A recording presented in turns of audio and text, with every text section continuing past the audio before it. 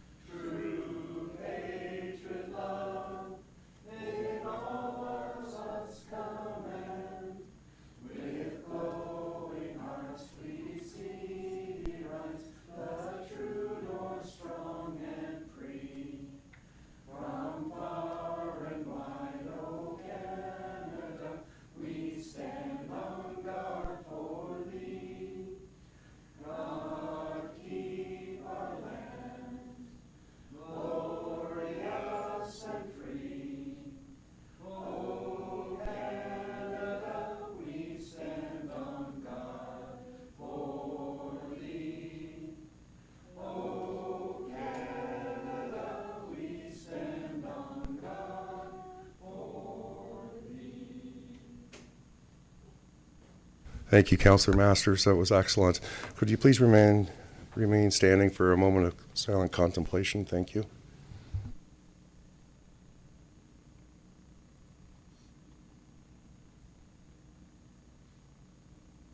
Thank you. Please be seated.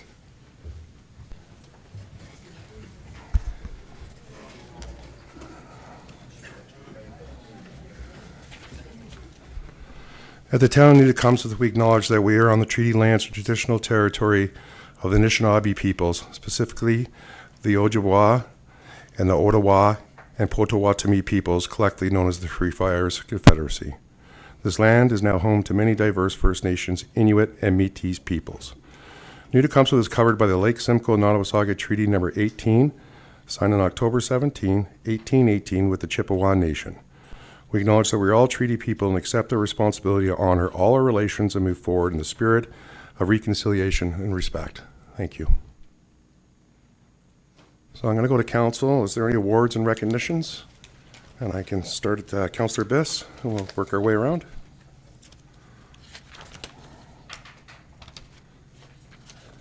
Thank you, Worship. Sorry, normally I go last, so going first caught me off guard. Yes, thank you, Worship. So last Thursday on July the 6th, the Simcoe Federation of Agriculture held their annual summer barbecue. This year, Newtecumseth was selected as the host municipality. We had representatives from the Ontario Federation of Agriculture, our MPs and MPPs, and municipal leaders from across Simcoe County attended the tour and the barbecue. Thank you, Your Worship, for attending, and Councillor Rappin. Some of the notable things I think that we learned during the tour and at the barbecue that I'd like to share with Council is 1 in 6 workers in Ontario have careers in agriculture. Newtecumseth farmers contribute hundreds of millions of dollars to our local economy. Simcoe County farmers pay over $2 million a year in carbon tax. And Councillor Rappin is quite knowledgeable on the topic of farm machinery. He guessed that a new combine harvester with an 8-row corn head cost $937,000.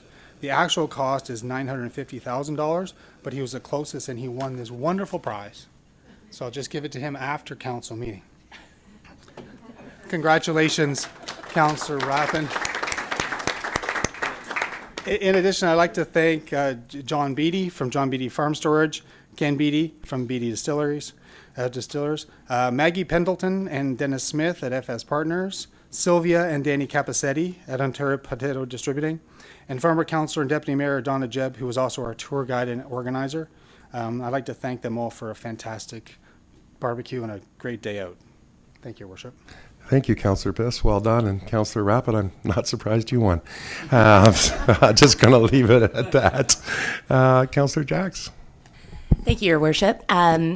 Yesterday, July 9th, we concluded the week-long Tottenham Community Week. It kicked off on June 30th with a amateur wrestling event and ended yesterday afternoon after a fishing derby with a disc golf tournament at the Tottenham Conservation Area. One of the highlights of the week must have been, or was certainly, the Canada Day celebration at the Tottenham Conservation Area. It was well attended. Thousands were in attendance. I think, speaking with staff, it was over 2,000 people were there by the time the fireworks were set off, which is extraordinary to see all three of our communities within our community come together to celebrate our country. A couple of mentions, because an event of that size and magnitude takes many hands and lots of blood, certainly sweat this past week, and hopefully not too many tears. On the town staff side, one of our dear employees, Deb Worley, was the key head point of orchestrating that event. And she was supported by the BTBIA and Susan Iacucci, who is our coordinator for that as well. And those two individuals really partnered to pull off an extraordinary event. And I would have to say the fireworks just continue to get better every year. So it was wonderful. It was wonderful to have that community spirit throughout the week. And as always, it's wonderful to have the entire community of New Tecumseth come together. And I'm always proud to showcase Tottenham during those events. So looking forward already to next year. And thank you to all those who attended or were involved in making it all happen. Thank you, Councillor Jacks. Councillor Masters? Thank you, Your Worship. Many of you may know that I've just come back from Europe, actually from Liberec, where the World Ball Hockey Championship was just held. And I'm very happy to say that New Tecumseth, in particular, really showed themselves well. And many of the players that were on the Canadian team were from this area. And so were the girls 20 and under, who won gold, by the way. And the men or youth 21 and under won gold. And the team that my grandson was on that we're going to watch, his team won bronze against the U.S. So bull hockey is definitely growing like crazy, and I had it on good authority from the team spokesperson from the U.S. that in the U.S. they're gonna really open it up and really promote it, so it's going to get even bigger. And right now in New Tecumseth, our bull hockey league is probably the largest in North America, maybe the largest in the world. We have over 2,000 members, so we should keep that in mind when we do our planning in the future. Thank you, Your Worship. Thank you, Councillor Masters, and thank you for going over there and representing the town of New Tecumseth. We appreciate that. Deputy Mayor? Thank you, Mayor Norcross. This weekend, Councillor Jacks and I played in a ball tournament together all weekend for the Help the Kids Play charity fundraiser. We lost the championship by 1. But more importantly, money was raised. If anybody, for all of New Tecumseth, Alliston, Tottenham, Beaton, if we know of a friend or a family that is struggling to get their kids into extracurricular activities, this group spends all their fundraising dollars on making sure kids have the opportunity to have the ability to do those activities. So reach out to a member of council. They can point you in the right direction, but congrats to the Help the Kids Play committee. They did a fantastic job, and it was a very enjoyable weekend. Thanks. Thank you. Just going around, no? Oh, Councillor Rappin? Thank you, Mayor. Deputy Mayor McClellan and I attended the Music in the Park at Riverdale last night, and I was there also on Saturday for a rain date from the previous Sunday. It's every Sunday from 7 till 9, and last night we were delighted to listen to local talent Naomi Bristow, and she was excellent. And it's every Sunday for the summer months, so hopefully we'll see people there. Thank you. Thank you. Councillor Gabbard? Thank you, Your Worship. I just wanted to add for the Canada Day celebrations that it's kind of a proud mama moment for me, but I would like to give special credit to my son, Constable Brody Gabrek, for coming in from Nain, Labrador, to represent the RCMP at our celebrations. Oh, and he's a very handsome young individual, and you certainly were a proud mom, and rightfully so. So, okay, so I just got around and. It was great seeing everybody at all the events, and we were all floating around, so that's wonderful. I just want to give a special shout out to Ronnie Thorpe. She had her 101 birthday today, so we celebrated over at the manor, and she's in great spirits. She's very active, very young, and I was at her 100th birthday, so it was great to see her again this year. So I just told her happy birthday on behalf of council. So thank you. So if there's no others, then I'll move into our agenda, please. And I'm not seeing any. Thank you. So. I'll look for the confirmation of the agenda, so I'm going to go to the clerk to identify any items to add or delete to the agenda, please. Thank you, Your Worship. So we do have one item to be added, and it's correspondence from Councillor Biss, and it's regarding a letter from the Minister of Transportation. So that would go under communications. And we have also rescheduled a deputation. It's Deputation 3 regarding water allocation for the Flato subdivision. Thank you. So I'll look for a motion then be resolved that the agenda for the council meeting held on July 10th, 2023 be confirmed as amended. Councillor Foster, Councillor Masters, all those in favor, and that's carried. Thank you. Disclosure of pecuniary interest. Councillor Biss, please. Thank you, Worship. CW 54, as I am a member of St. John's United Church. Thank you, Councillor Bliss.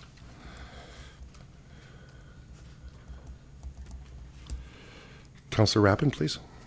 The same as Councillor Biss, I attend that church. CW54. Thank you, Councillor. Are there any other conflicts of interest? I'm not seeing any. Thank you. So we're going to move on to adoption of council minutes. So I have a motion be it resolved that the minutes of the council meeting dated June 19, 2023 be adopted as circulated. I'd look to Councillor Jacks. Will you move that? Councillor Biss, you would second that? Thank you. All those in favor? That's carried. Thank you, Council. Now I'm going to go to the clerk, please, to identify items for separate discussion and the reason thereof. Please, Madam Clerk. Thank you, Your Worship. We have two deputations this evening. The first one is from Kathy McFarlane, President of Sir Frederick Banting Legacy Foundation. And the second is from Jody Levac, President CEO of Stevenson Memorial Hospital. And the last item is CW54, objection to notice of intent to designate St. John's United Church, 56 Victoria Street East, Alliston. There was 2 pecuniary interests declared. Thank you, Madam Clerk. I'm going to go to council now to identify items for separate discussion. Okay, thank you, Council. I'm not seeing any. So I'm going to go to the clerk to summarize all items identified for separate discussion. Thank you, Your Worship. So D-1, Kathy McFarland, President, Sir Frederick Banting Legacy Foundation. D-2, Jody Levac, President, CEO, Stevenson Memorial Hospital. And lastly, CW54, objection to notice of intent to designate St. John's United Church, 56 Victoria Street East, Alliston. There's 2 pecuniary interests declared. Thank you, Madam Clerk. So I have a motion, be it resolved that items CW1 to CW5 in the Committee of the Whole meeting report dated June 19th, 2023, including additional information memorandums, with the exception of those items identified for separate discussion, be approved, and the recommendations therein be adopted. And further, communication items and any other item listed on the council meeting agenda dated July 10th, 2023, with the exception of those items identified for separate discussion, be received and or adopted. I look to the Deputy Mayor to move that. Councillor Harrison-McIntyre to second that. All those in favor? Oh, sorry, Councillor Biss. Thank you, Worship. I just want to, with regards to the communication item, through your Worship, to the clerk, if I may, would I be able to read that out, or should I have pulled it? Probably should have pulled it, but I'll look to the chair. I'm sure he'll allow you to speak I didn't to understand the. Sorry, I was under the impression it had to be pulled too, but anyhow, it was miscommunication, so please, Councillor Biss, if you would like to read it out, that would be greatly That'd be great. appreciated. It's good news, so I'd like to read it Yeah, out. I figured it would be. Yeah.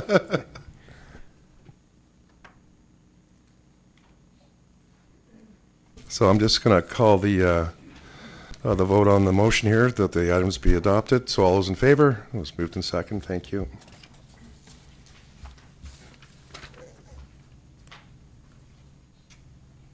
And then when we, after the deputations, Madam Clerk, that's when we go to Councillor Best to pull his. Thank you. Okay, so we're going to our deputations. Kathy McFarland, President, Sir Frederick Banting Legacy Foundation. Hi, Kathy, welcome. Come on up. I know you've been here before. I have, yes. And just to clarify, we've had a change within the foundation. I'm no longer the president. The president is Deborah Walker, who's back behind me, but I'm just going to do this presentation, so. Thank you. Go ahead, please. So as you know, I'm from the Banting, the homestead, which is the birthplace of Sir Frederick Banting, and our mission is to fight diabetes and preserve the legacy. Next. I'm going to go relatively quickly for some of these. As a foundation, we are working hard to try and increase our awareness at the site, and I'm here asking for support from the town of New Tecumseh, not in a cash version, but in some help just with publicity. Next. So just some background. It is a historical site. The grounds and the exhibits are of historical and cultural significance. We see that the site has drawn visitors to the town. It can turn a positive economic spin-off for the town. And we found out last week we also have a very rare butternut tree on our property that's supposed to be pretty important. So there is some cultural, other cultural reasons to have it. So next. As background, the homestead is the Banting Legacy Foundation has a lease with the town of New Tecumseh at the site, and I've just put a picture in just to outline what it actually looks like. So the farmhouse has a added addition on it, which is a diabetes management and education center. There's a drive shed, which is an old 7-sided barn that's rather unique in the world. I think there are only six or seven of them in all of Ontario, so it's a pretty neat building. It's been restored and can be used for group events. There's a walking trail and an exercise equipment are surrounding the outside of the facility. There's a pig barn that I don't think anybody wants to go into, and there's also a full-size barn at the end of the property. So the town maintains the grounds, the gardens, and is responsible for the buildings, and the Legacy Foundation staffs the farmhouse and has created exhibits that are in the farmhouse, the education center, and the drive shed. In all three of those buildings, there's the story of the life of Banting, which includes his military career, his Nobel Prize, and his art, and he painted with A.Y. Jackson, just as a trivia. It also includes the story of the discovery of insulin that Banting and Best really drove in a lab at the U of T. And there's also educational information about diabetes, including how to prevent and delay type 2. So it is a historical site. We currently, especially after COVID, are open by appointment only. And we have plans to open to the public Thursday to Saturday between May and November. No appointment will be needed, and we'll open any other time with a scheduled appointment. To do this, we need a little bit of help.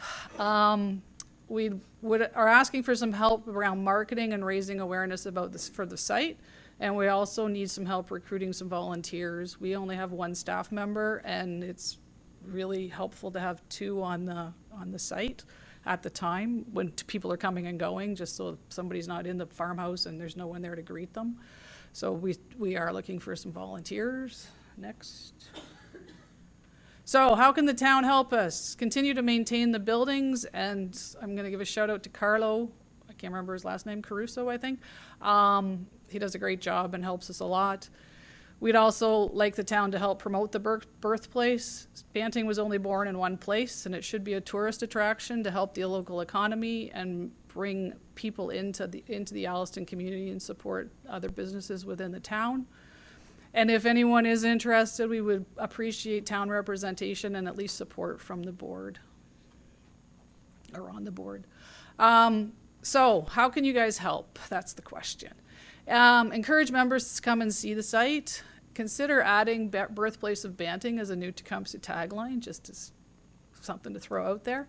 and add signs about the birthplace and the co-discoverer of insulin at all 4 entry points into Alliston. I did notice one by the SVP the other day. I didn't know it was there, but as I was filling up gas, I noticed it. So there are some signs around, but it wasn't very obvious since I've been here for since 1985, and I never saw it before then. So next. So we're specifically asking for a few things: to provide more coverage about the site in the New Tech Parks and Rec Guide, mention us in the tax bill, the handout flyer thing that comes with the tax bill, in a similar fashion to the Museum on the Boyne.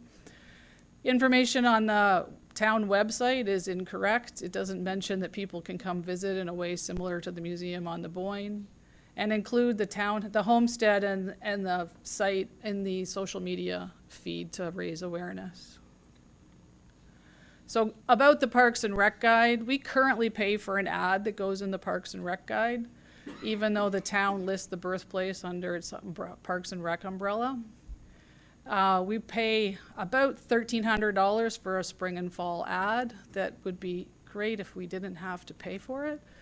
And we're asking that we could get the same kind of coverage that the Museum on the Boyne has, so like a full-page spread in the arts and culture section, so that at least people who are flipping through would start to understand that that facility is available. There are lots of history buffs out there, and we get a lot visiting our site just because they want to come and check it out, so that would be a great help. And then the other piece is the Parks and Rec's website. So this picture that's up there is a screenshot from the website right now about the Museum on the Boyne. It lists the hours, how to get a tour, what's in the exhibits. The Banting Foundation is listed.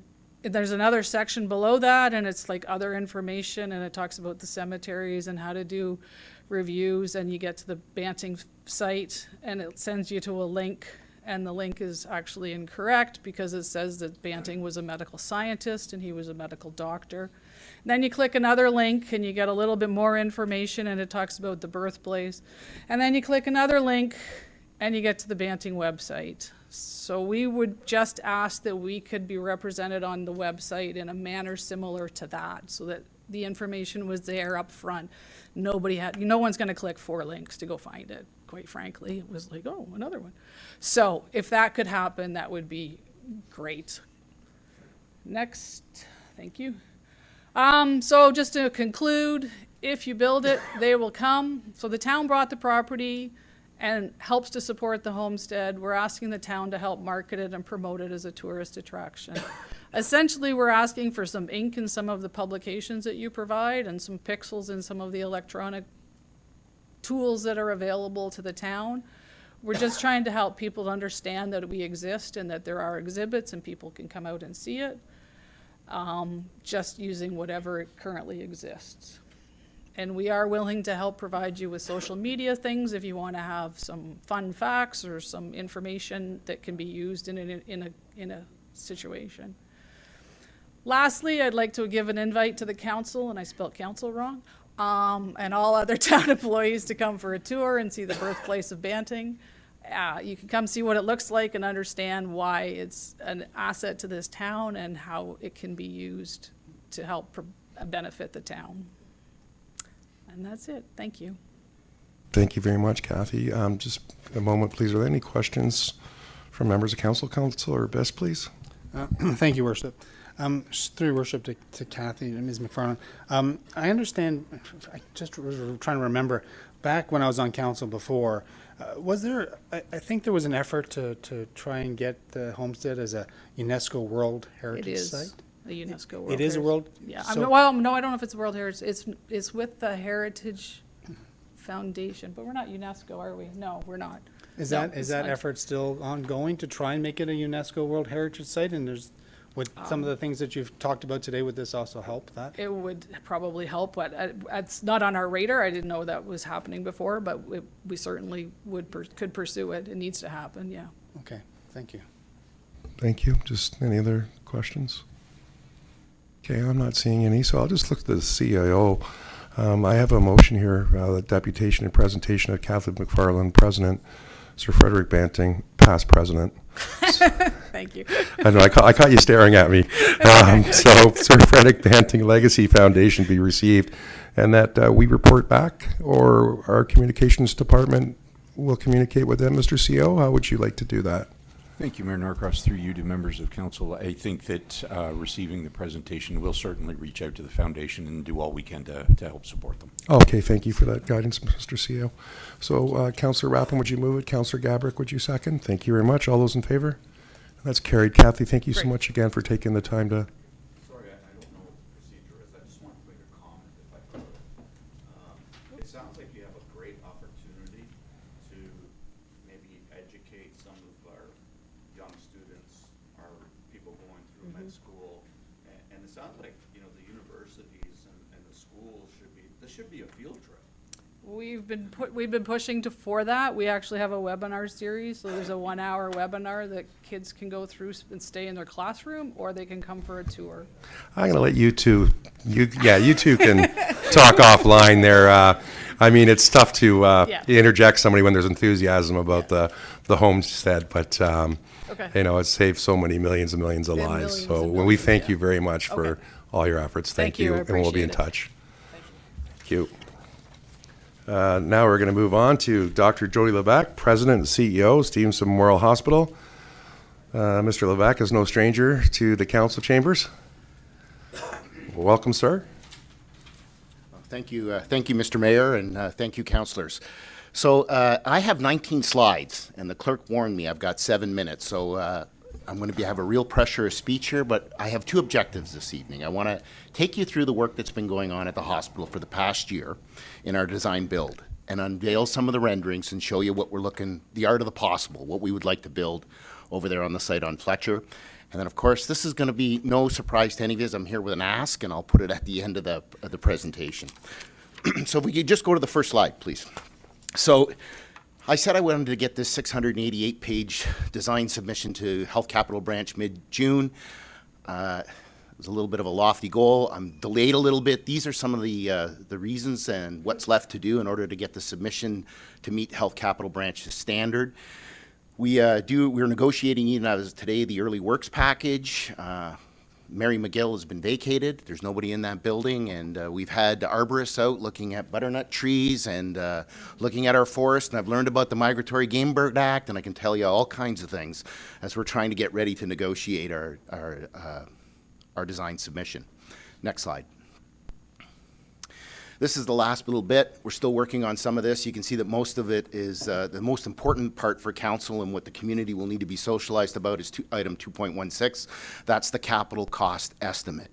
We know that when I submitted in 2017 the stage 2, construction costs were sitting at around $600 a square foot to build a hospital. IO is telling me I need to plan at $1,100 a square foot.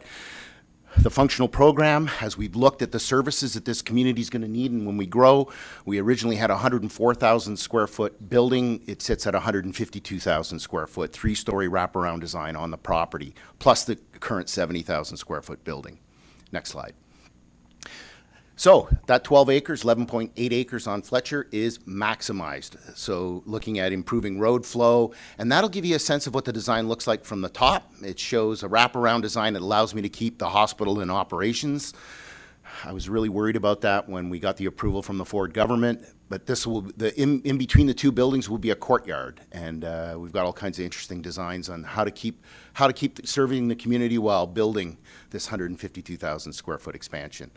You'll notice at the front, you'll see our helipad is down at the front towards Fletcher. Next slide. One of the things we want to do is we want to move our helipad. We want to do an elevated helipad down, and it creates better flow. It's less risk to the community, and we've been working with Orange and a number of consultants to talk about the art of the possible for our helipad. Our helipad currently, for those who've been around a little bit, we no longer put out the lights. I did get some money from the government to install lights that the helicopter can manage from above, but we still have to manage that heliport in the winter. And as you know, you can't put salt on a helipad. So we want to put glycol and tie it into the HVAC on the new building and the heating systems to help manage snow in the winter. Next slide. I won't go through these in much detail. You have them in your package, but Whenever I'm out in the community talking, people remind me that the most important service this hospital provides, even though we provide a range of services, is our emergency department. This is the reason we've got the redevelopment approval. We're having such growth in the community. We're managing over 40,000 visits a year. We need to have an emergency department that is not stretcher medicine. And then, of course, you have all the ancillary supports that help a high-functioning emerge. Next slide. Our inpatient areas will all be private rooms, and you'll see that we are looking at a dedicated 5-bed ICU, which is optimal financial and clinical utilization. Next slide. Yeah, the third, when we were doing it, our birthing unit will have to go up onto the 3rd floor. It'll be segregated. We'll look to do C-sections up off the ORs, and pretty excited that we will maintain our birthing. We did 560 births last year, the highest ever in Stevenson history. And with the growth in this community, birthing services, even though they're expensive for a small community hospital to run, we will try to maintain that, and I'll try to negotiate that package with PCOP, with government. Next slide. Can skip the materials management. Those are for the loading docks. This will show you that we're into the level of design of a room. So I thought I would throw it in the package. I won't get into it. Each room will be privatized with its own airway management, both negative and positive pressure. Next slide. This will get into the architect. So the design team went around to the community and is inspired. You'll notice that we're looking at a steel beam structure on our atrium. And you can see to the right will be the new build, and to the left would be the current hospital. Next slide. Gives you a sense of what the architect, it'll be a drive-around parking lot. I've been working with the fire chief. We talked today about how we're going to manage fire trucks in and out. I want to let council know that I'm working. Blaine's been fantastic and his team. We've been consulting throughout the process with them to talk about what we need to do in order to make this become a vision. Next slide. Give you a sense. Design white on the old building, and there's the old hospital colors. White gives neutral, and pretty inspiring go. If you could do the next slide. The concept for design, we visited Gibson Center, and the teams visited a number of the historical buildings around Alliston to get inspired. But the concept and the direction and the visualization comes from flow from the Boyne, growth, and our rural roots, and harvest colors and harvest themes throughout. Next slide. I promised a number of people that in the entrance lobby we will have historic walls. I'll honor Mary McGill and other parts of the community, and it's kind of a bold design in the sense that wood is not IPAC friendly. And going through COVID, I get reminded by my IPAC team about wood, but we are looking to utilize as much wood as we can off the property and put it into the design. Next slide. That's where our auxiliary will be and our new welcome desk, and that's the way people will be greeted when you come into the new hospital. Next slide. So there's the getting to the end of my presentation. So you'll notice on this slide, I've got down in the bottom left-hand corner when you're looking at it, an ask of council. One of the top complaints I get to my office is parking. And if any of you have come to the hospital, we are woefully inadequate in parking. And because the government's making me stay to this 12-acre property, I've maximized every square inch to try to manage parking. But we have an opportunity, and this is my ask to council this evening, is that we've got some property adjacent to where the playground area is. And if council could allow me to continue to work with Blaine and his team, we could look to add an additional 60 to 70 parking spots in that particular spot to serve the community for the next 25 years. It would also decrease the amount of complaints I get to my office, which I would be very grateful for because people can't find parking. So next slide, please. Yeah. So just if people are asking, what am I, I'm looking at approximately 2,529 square feet to be able to get 60 to 70 parking spots. It's right beside the playground at Riverdale Park, and it would be in support of helping this community have continued access to high-quality healthcare services. And we still need to figure out some of the design details. I got a new delivery today on what the art of that could be, but I couldn't get it in the package for when I submitted it to council for last week. So my ask is, you guys can think about this, but please allow me to continue to work with Blaine, and I recommend that you consider donating the land to the hospital. And you put that word in there. I was going to bold it, but I didn't. Anyways, thank you, Mr. Mayor and councilors, for listening. I'm happy to answer any questions. No, thank you, Dr. Jody Levesque. If you were under 7 minutes, we probably would have given it to you. Sorry, I couldn't help myself on. I was 8 minutes. Mr. Mayor. No, Jody, I want to thank you for all your hard work that you've done, and I want to thank your staff, your board, the foundation. It doesn't go unnoticed, and we're the lucky recipients of everything that you've done. And we're very gracious, and we're very grateful for all the work you've done to make sure and ensure that we get a new hospital. And I want to thank you for acknowledging our CAO and our staff for the hard work that they've done. So we will have a motion coming forward, but I'd like to open it up to any questions from members of council, if that's Councillor Foster. Thank you, Mayor Norcross. Thanks for your presentation, Jody, and all the work you do. I think this community will certainly benefit from a new hospital. So, your timing to for the land that you're asking for, that will be covered by the capital branch as part of your submission to add parking to that. Yeah, I can't put that in. Like, I'm looking to put I got 2 weeks to finalize the submission, and pending what the direction is from council, I'll either have that last slide in the submission, or I will not. So, Supplementary, that's what I was asking, for your timing. So it's quick timing. yeah, I have a really aggressive, I wanted to have this done by mid-June, and we're already into mid-July, and so I'm falling behind in my own timelines, yeah. Supplementary.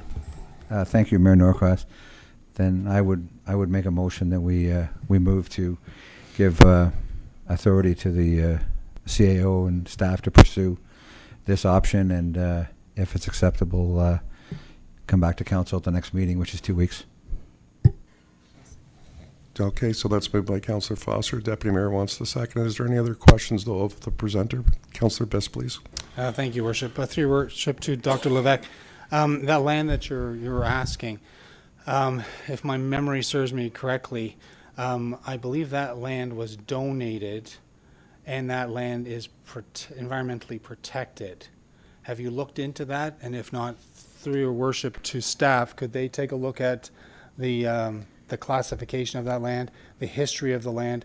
Because I remember that was part of the racetrack, and that whole park was donated. I just cannot recall off the top of my head the history of it, but I believe that there's a lot of history in that piece of property, and I'm not trying to Nope, I understand. not trying to ruin the parade here, but I think there is a history, and we need to look into that. Fair enough. No, thank you, Councillor Masters. Through to Dr. Jody Levesque.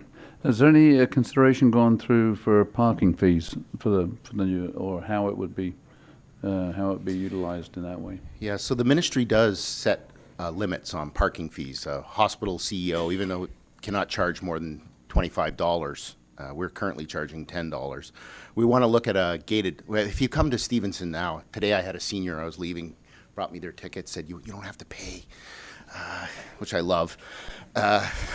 So we don't have a gated, it's an honor system there, and we probably lose a lot of revenue from the business side of me worries about, but also $10 is steep for seniors coming for parking. So this would be part of a revenue generating process. We would charge for that unless I move staff to that far, and then I charge my staff less because it's hard to keep nurses working when you're charging them big money to park. Follow-up, Councillor? Yeah, thank you for that. That was going to be my next question, is are you going to install a gate? Because I think that would be really helpful for everyone. Yeah, especially our bylaw officers. I think of Sunnybrook, and the seniors get so frustrated with the gates, they've had to replace them 6 times. People just drive over right through the gate. They don't want to get frustrated. So, and there's been Sentinel events at South Lake with the parking gates.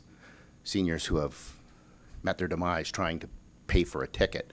So these things need to be really, really well thought out. And I certainly want to gate the parking, but I'm also acutely aware of what other challenges it may bring for our community.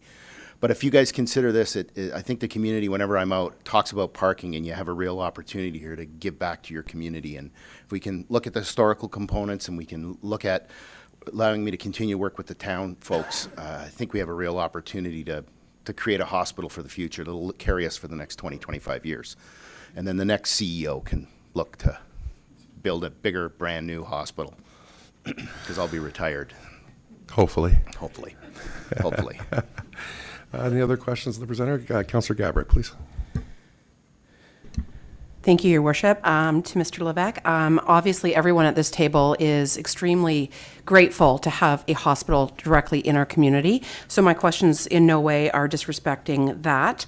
But I was just wondering about the playground and whether or not the additional parking would create any user issues for the children using the playground, and also the value of the land to be donated.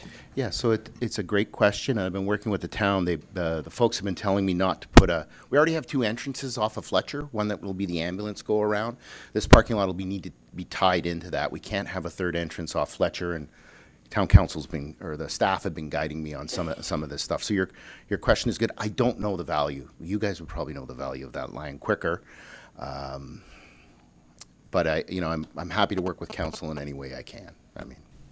Okay, thank you for that. So I think the motion on the floor is to the deputation and presentation of Joy Levesque, President, CEO Stevenson Morehouse, will be received, and that direction be given to the CAO to work with you to what the process is or the requirements to donate the land to the hospital. Are we clear on that, Mr. CAO, or I'll just go to the CAO first? Yes, Okay thank with you, that? Mayor Norcross. Through you to members of council. Yep, we can do that. Absolutely. Thank you. Councillor Foster, did I No, catch it it was- right? Through you, Mayor Norcross, it was just the timing. Because of the question that was asked of Dr. Levesque, the timing is important for his submission to the capital branch of government, that we would like to see that back at the next council meeting, That would. on council, if that timing works.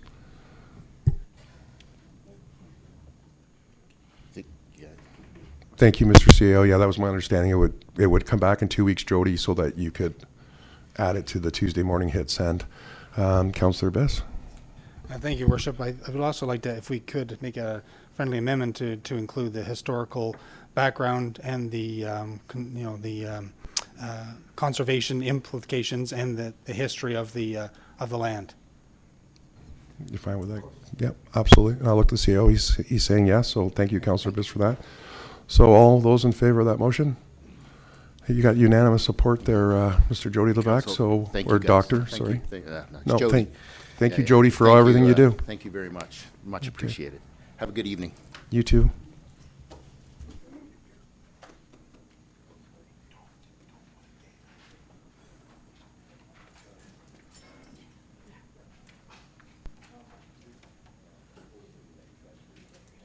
I'll just give a minute while the hospital foundation leaves.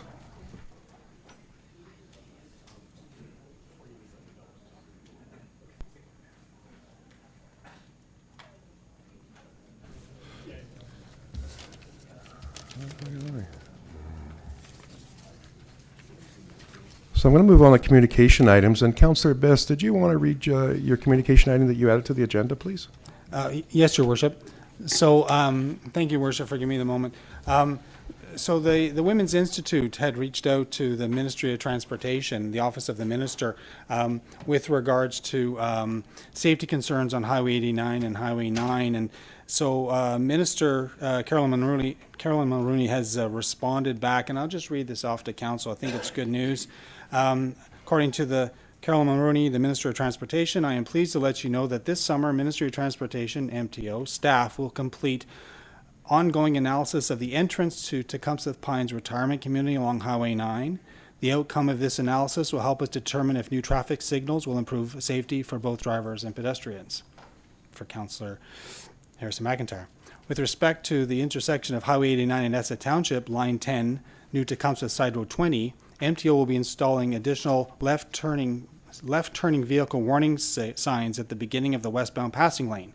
These signs will advise drivers in the passing lane that they may encounter left-turning vehicles. Additionally, MTO will be undertaking a more detailed review of this location over the summer to see if additional infrastructure improvements are appropriate. So I just want to bring that to council. Obviously, both Highway 9 and 89 under the purview of the province, and they're looking at making improvements to making these parts of our roadways much safer for our residents and the people coming in and out of our town. So thank you, Worship, for the moment, for this opportunity to present that. Well, Councillor Biss, that's wonderful news. Please bring that anytime you would like to bring that. And Councilor Harrison McIntyre, I know a while ago she was asking for exactly the same thing on Highway 9, so that's fantastic. So I'll just have a motion that the communication item presented by Councilor Biss be received, and Councilor Biss, you would move that, and Councilor Harrison McIntyre would second that. All those in favor? And that's carried. Thank you, Council. So we're moving on to item CW5-4. We have two conflicts, Councilor Biss and Councilor Rappin. So CW5-4, it is Development Infrastructure Services. It's objection to notice of intent to designate St. John's United Church, 56 Victoria Street East, Alliston. We have a motion that report number PRC-2023-17 be received, and further that council direct staff to cease the designation process of St. John's United Church under Part 4, Section 29.5 of the Ontario Heritage Act, and further that council direct staff to invoice the St. John's United Church Board for $444.48 to recoup the cost of the notice of intent to designate NOID. Do we have a mover? Councilor Harrison McIntyre. The deputy mayor will second that. All those in favor? And that's carried. Thank you. We're moving on to our bylaws, council. Councilor Rapp and Councilor Biss, you're back in. Moving on to bylaws. Be it resolved that the following bylaws be read a first, second, and third time enacted. Bylaw 2023-064, a bylaw to delegate authority for approval of the mayor and clerk to execute a municipal funding agreement with the Rural Economic Development Program for a retail gap analysis and retention attraction plan. Bylaw 2023-065, a bylaw to permit the encroachment of 7 existing parking spaces on Walkham Drive, Tottenham, and extending approximately 1.46 meters into the municipal boulevard along Walkham Drive in the community of Tottenham, and having an encroachment width of approximately 20.53, and I think it was around here. Will you move the Councillor Foster, Councillor Masters, would you second? All those in favor? That's carried. Thank you, Council. Moving on to general information. I'm not seeing any. Public notices, we don't have any. So we're moving on to our confirming bylaw. We have a motion, be it resolved that bylaw 2023-066 to confirm the proceeding of council at its meeting on July 10th, 2023 be read a first, second, and third time enacted. I looked at Councillor Jacks to move that. Councillor Biss, would you? Thank you, Councillor Biss. All those in favor? And looking for adjournment. Motion to be resolved that the meeting adjourn at 6:47. Councillor Cox, would you move that? Councillor, thank you. Councillor Gabrick, you would second. All those in favor? And that's carried. Okay, council, we'll just take a 5-minute break while we just switch over to our committee meeting. While we do that, I just want to acknowledge our Catholic School Board trustee, Janice McKenna Hutchin in the back. Thank you for joining us tonight, Janice. There must be crosswalks on the agenda.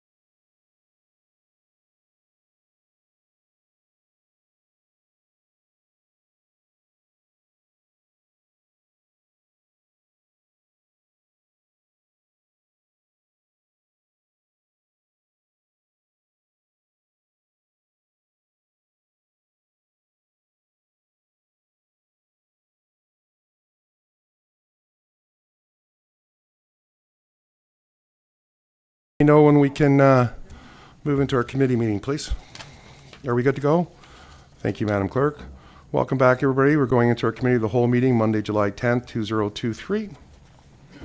So I'm going to look for confirmation of the agenda. We have a recommendation that the agenda for the committee of the whole meeting held on July 10th, 2023 be confirmed as circulated. And Councillor Cox, Councillor Gabrick, would you move in second? Thank you. All those in favor? That's carried. Thank you, Council. Disclosure of pecuniary interest. Council identify any disclosures of pecuniary interest and the reasons thereof. I'm not seeing any. So I'm going to move on to determination of items requiring separate discussion. I'm going to look to the clerk, please, to identify items for separate discussion and the reason thereof. Madam Clerk? Thank you, Your Worship. CW42, Crossing Guard Policy and Service Levels. There's a presentation, and we do require direction from Council. CW53, Beaton Memorial Arena Update. There is direction required from Council. Thank you very much. I'm going to look to Council now to identify items for separate discussion. And I'll start. Councillor Cox, you go first. I realize it's already been pulled, but CW 53, please. Thank you. Just coming around. Councillor Gabrick, please. Thank you, Your Worship. CW11. Thank you.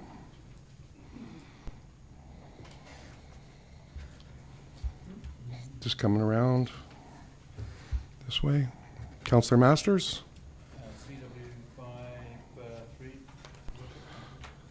Okay, thank you. Okay, thank you, members of council. Oh, sorry, Councillor Biss, go ahead, please. Thank you, Worship. I know it's been pulled, but I want to speak to CW11 and CW42, please. Thank you, Councillor Biss. I'm not seeing any items for members of council. Now I'll look to the members of the public to identify any items for separate discussion if they'd like to speak. Thank you, Your Worship. James Hutchison. I'd like to speak to CW42 after the presentation. If warranted. Thank you. We'll call upon you if you'd like to so exercise that right.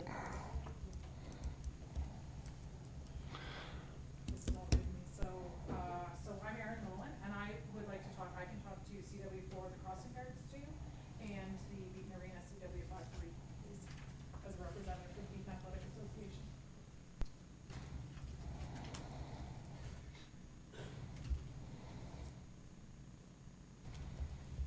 Thank you. Any other members of the public? I'm not seeing any, so now I'll look to the clerk to summarize all items identified for separate discussion, please, Madam Clerk. Right, thank you, Your Worship. CW11, Tree Planting Program, written motion from Councillor Cox. CW42, Crossing Guard Policy and Service Levels. There's a presentation direction, and we do have a deputation. CW53, Beaton Memorial Arena Update, staff required direction, and there is a deputation as well. Thank you very much, Madam Clerk. So we have a recommendation that all the items not identified for separate discussion be received. And the recommendations therein be recommended to council for adoption. Councillor Rappin, would you move that? Deputy Mayor, you'll second that. All those in favor? And that's carried. Thank you, council.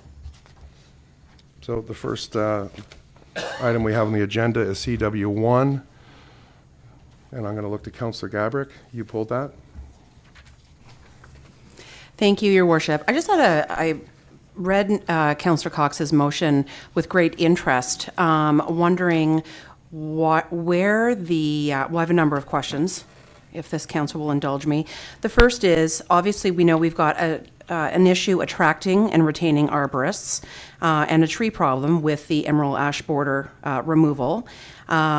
We also do have some other agencies that work within our community, such as the MVCA and other environmental agencies that do work on this level. So I'm just wondering about identifying a different funding source, if Councillor Cox would be agreeable to that, other than through the budgeting process, through the town, for example, donation or developers or grants. And I'm also wondering about the budget that she has requested and why the trees were not included in the budgets that she identifies in this motion. Okay, thank you. So you got a few questions there. So I would look to the CEO to give direction, CEO, to Director Horn, please.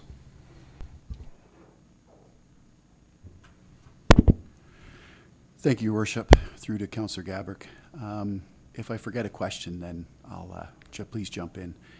I believe one of the first questions was with reference to additional funding or alternate funding sources.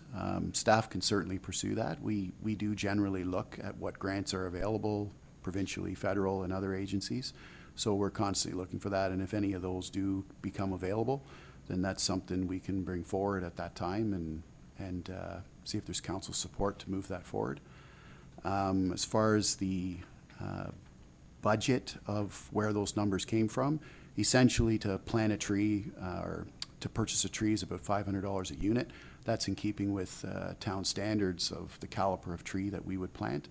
And then there's the remaining funding is labor costs to execute, give or take 700 trees to plant, and the laboring cost or the labor cost for the watering. And there was a third question. Councillor?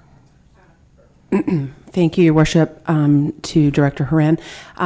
Just where those line items fell off in the budget and why? Through Your Worship, to Councillor Gabrick, there was the General Manager of Infrastructure mentioned to me too, the difficulty retaining an arborist. We are very fortunate to have retained an arborist now, Catherine Dalwell, which is, we're very fortunate to have her. She's extremely experienced and well qualified, so she'll be a great asset to the town as we move forward in that regard. As far as the funding from the budget, that was part of the budget process, and I would look to either Director Gallant or Ms. Bedford to address that question. I would look to the GM to direct it as she sees fit, please. Through Your Worship, to Councillor Gabrick. I'd like to indicate that the actual tree or forestry budget has actually not decreased over the last several years, and that the funds are being used towards the emerald ash borer and also towards the along the side of the roads, the actual stump removal and grading of the trees and brush. So the current budget for the forestry is $462,000 a year. The other issue that's occurred over the last 3 or 4 years is that we used to get a lot of supplemental income from our developers that offset the costs of the forestry budget.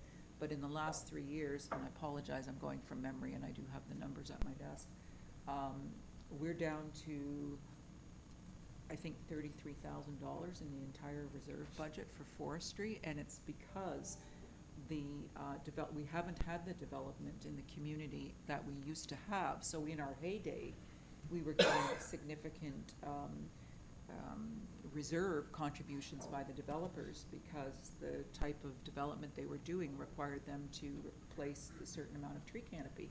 But that's just really not occurring.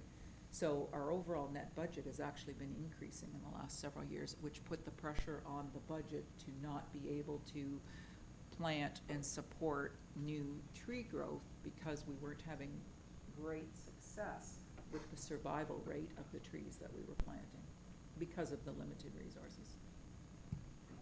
Thank you, GM. Go ahead. Thank you, Your Worship. I have 3 additional questions. The first is, if we go ahead with Councillor Cox's suggestion and increase our tree canopy, I'm wondering what the cost to maintain and if one arborist on the town budget will be sufficient. I'm also wondering about the cost to the community if we don't do this. And my third question is, so I understand that we purchased the wood chipper or the side cutter thing. Just trying to think how to phrase my question. If things are removed from the budget or the budget is used in a different way than originally intended, if there could be an open communication about that. I'll go to the director. Through your worship to Councillor Gabrick, these aren't actually additions to the complement or to our tree canopy, if you will. The motion before council is to replace existing trees that have been removed. So in terms of a cost, we outsource currently our tree maintenance. I wouldn't see a tremendous cost in that regard, given that the budget was in around maintaining those trees to begin with. There could be some inflationary costs as far as, you know, cost of living increases and stuff like that. As far as an arborist to be able to do it, the one arborist should be able to maintain that existing canopy. If we continue to outsource and if the canopy continues to grow, then we may have to look at additional resources in that regard. But right now, we're just talking about maintaining the existing canopy. As far as the brushing unit, we haven't changed our process or anything in that regard, and it's not really meant to remove healthy trees in any regard. It's just roadside brushing that keeps sucklings and overgrowth trimmed back for sightline purposes. And to answer your question, if there was a change to a process that would have any impact, then that would be communicated to council. Okay, so I'm just going to go, I can come back to you, Councillor Gabrick. Councillor Biss, you're the second one to call it, so go ahead, please. Thank you, Worship. Through your worship to Director Horn, and I understand that to purchase the trees that are in keeping with the boulevard trees, et cetera, that get removed or die or we have to upgrade to, that they cost like $500 a tree. Within this motion, it works out to about $785.71 a tree per year. But I noticed that we're replacing municipal trees, boulevard trees, park recreational areas, as well as the Emerald Ash Borer program. Is it possible, through your worship to Director Horn, is it possible to break these out into different costed trees? So for example, a boulevard tree may cost $785, whereas a municipal tree or a recreational tree could be more of a seedling, a 2-3 year that could cost $30. Is that a possibility to create different grades of trees depending on where they're planted in order for them to reduce the cost, but also maybe get more trees planted and yet still meet the canopy direction? Is that a possibility? Director? Through your worship to Councillor Biss, the short answer is yes. Having said that, the trees that have been removed are primarily in the boulevard areas. There are some park trees and stuff that are there, but they're not in a forestry type environment. They're standalone trees in a lot of cases, and in those cases, we would typically still plant our town standard, which is a 2-inch caliper, to have the most success for the growth of the tree.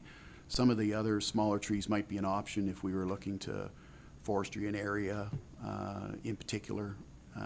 But it is an option. Follow-up, Councillor? Thank you. Through your worship to Director Horn. I would just maybe add, if when this comes up for budget consideration in the 2024 budget, would it be possible to include some options as well? And there's no sense in us planting a $785 tree where we can plant something cheaper, or maybe plant more of the less expensive ones if within the budget.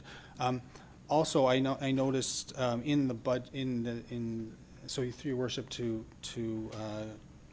Councillor Cox, in this motion, you say shall be included in the 2024 budget.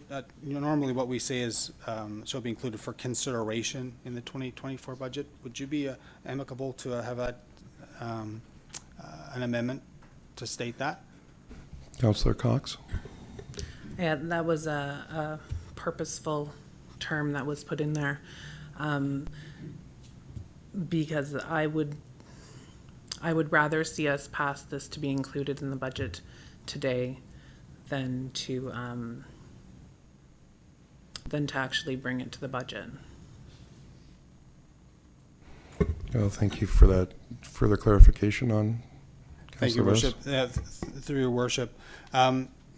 The other question I have for Director Horn is, if we do hit the 700 plantings a year, I think you may address it with regards to the the arborist, but if we were to plant 700 a year for the next 5 years, do you have enough staff to maintain and sustain these trees, or what would the fallout be? How many would die per year under the current situation if you were not to add any more people to your department to maintain them? Take a guess at that, Director.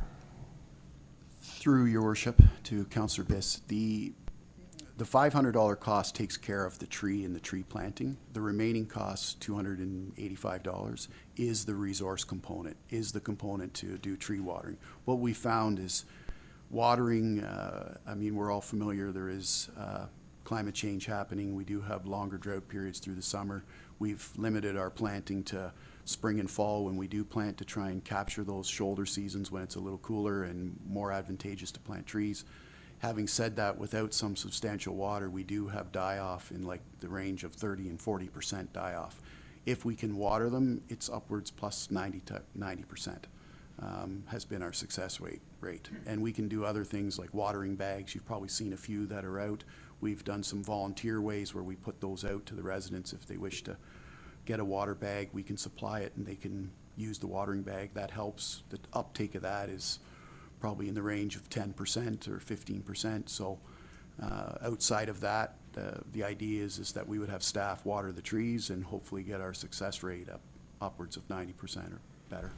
Okay, thank you, Director. Councillor Rappin, you were next. Thank you, Mayor. I've got a couple things here, but I'll just, you talked about survival rate, thank you. And you briefly mentioned residents assisting. So I'm just wondering, is there a bigger role that the residents could play that perhaps we haven't developed yet, or we could develop? Director?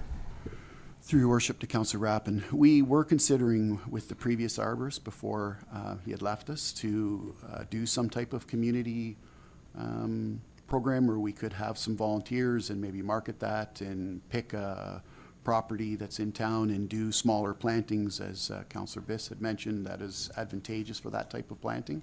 So that'll be something now that we have our new arborist on board, that we begin those steps again. And that could be taken out of this same funding source that's before council tonight. Thank you. Please go ahead, just Councillor. One other one was what we're charging when a developer comes in and takes down the canopy. Is our rate, is our charge sufficient? Is it comparable to other municipalities? And is it something that perhaps we look at changing so that in a few years when development starts happening again, that we can sort of we can add it to the charge that we're getting the backlog done and moving forward with the fees that they're paying. So I don't know who to direct that to. Well, I'll go to Director Horn, and I'm sure Director Battery might want to jump in too, but please go ahead. Through your worship to Councillor Rappin, our tree compensation is outlined in our tree management policy. It was recently updated. That was one of the last things that we actually did, and council approved it. And it's fairly aggressive in our compensation, and it does have a model that is the same in industry. It's an industry standard where the trees are evaluated, they're measured, and there's a price put on it per tree type of thing. And that's based on trying to regenerate that trees, like redo that tree in another location. So it is fairly good. It may be something that we could look at as we go along to make sure it stays relevant, but that's part of our normal process. Go ahead, Councillor. So just to follow up on that, I'm imagining within that aggressive pricing that we take into account the survival rate, like that's figured into the price? I assume not. Okay, thank you. Thank you, Deputy Mayor. Oh, good, you're fine. Okay, sorry, Councillor Masters and Councillor Jacks. Thank you, Your Worship. Two questions. The first one is that, or a comment and a question. The first one is has staff looked at any funding that's supplied by the province or anything like this to support us with a greening program? Is there any kind of funding out there available? Would anybody know? I'll look to the Director Horn, please. Through your worship to Councillor Masters, I apologize.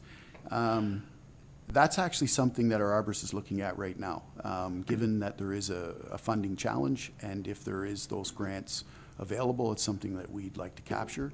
So that was one of the first tasks that our arborist, when they came on board, got onboarded, and is looking for those options right now. If there's anything that becomes available, it's something we would bring back to council for sure. Thank you. Thanks, Director Horn. My comment is that I like the idea somebody mentioned about a residential program where perhaps that they would put trees in and we would support them. I know that as a resident in Beaton many years ago, we actually as a street got together and planted some trees, and gotten to a point where they were actually grown and pretty tall in our area. And I remember the junior school in Beaton at the time actually had a tree planting program. My kids brought trees home that we planted, and many of those got planted on the boulevard. And because we did it, we took care of them, and later on the town took them over actually. But so I think there may be some value in some kind of a subsidy program for residents if they're going to put a tree in, that we would give them some kind of support. So maybe there's a way that we could address getting some additional trees put in there, but at a much reduced cost. I think residents have a mentality today to green up their area, and I think that was something I think residents may want to get their teeth into. Anyway, that's my comment. Thank you. Thank you, Councillor. Councillor Jacks. Thank you, Your Worship. I have a question and two comments. The question is, do we have data collection that would specify which of the communities within New Tecumseth the survival rate is driven by, or would it be spread across? Do we have anything that micro?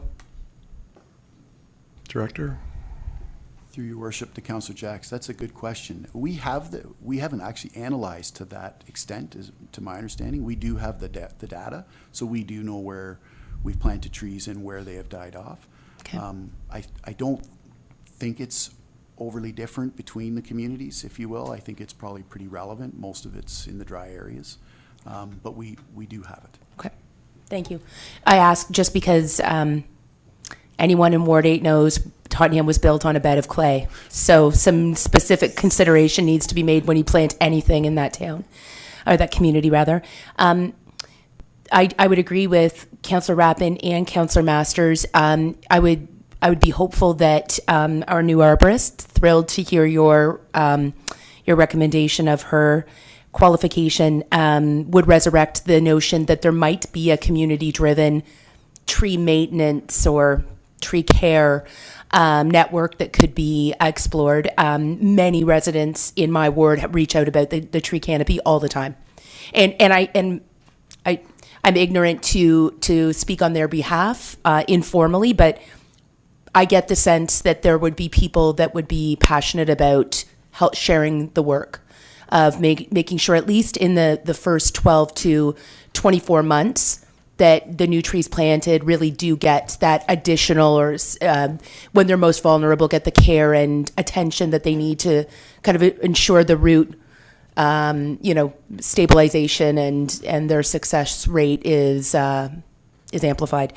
The last comment, Mayor, if you don't mind, to your motion, Councillor Cox. I'm very passionate about the tree canopy. As a tree planter, and I think that it's from an environmental point of view, it's one of the reasons why one of the best reasons why we live in a rural community versus an urban downtown core. And there's a lot of significant trees within our canopy, and I would be remiss if I didn't say I need to learn a little bit more before budget season about the size of this undertaking.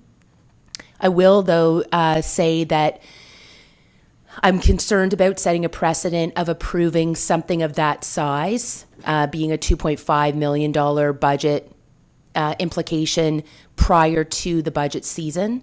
And I would feel just a bit more comfortable if we moved it for the budget deliberation and consideration when that season approaches, just so we can see how it balances out. I don't think it's a zero-sum game. I think that we have a lot of things that we're going to have to consider, as we all know, of grave importance in the budgets this year. And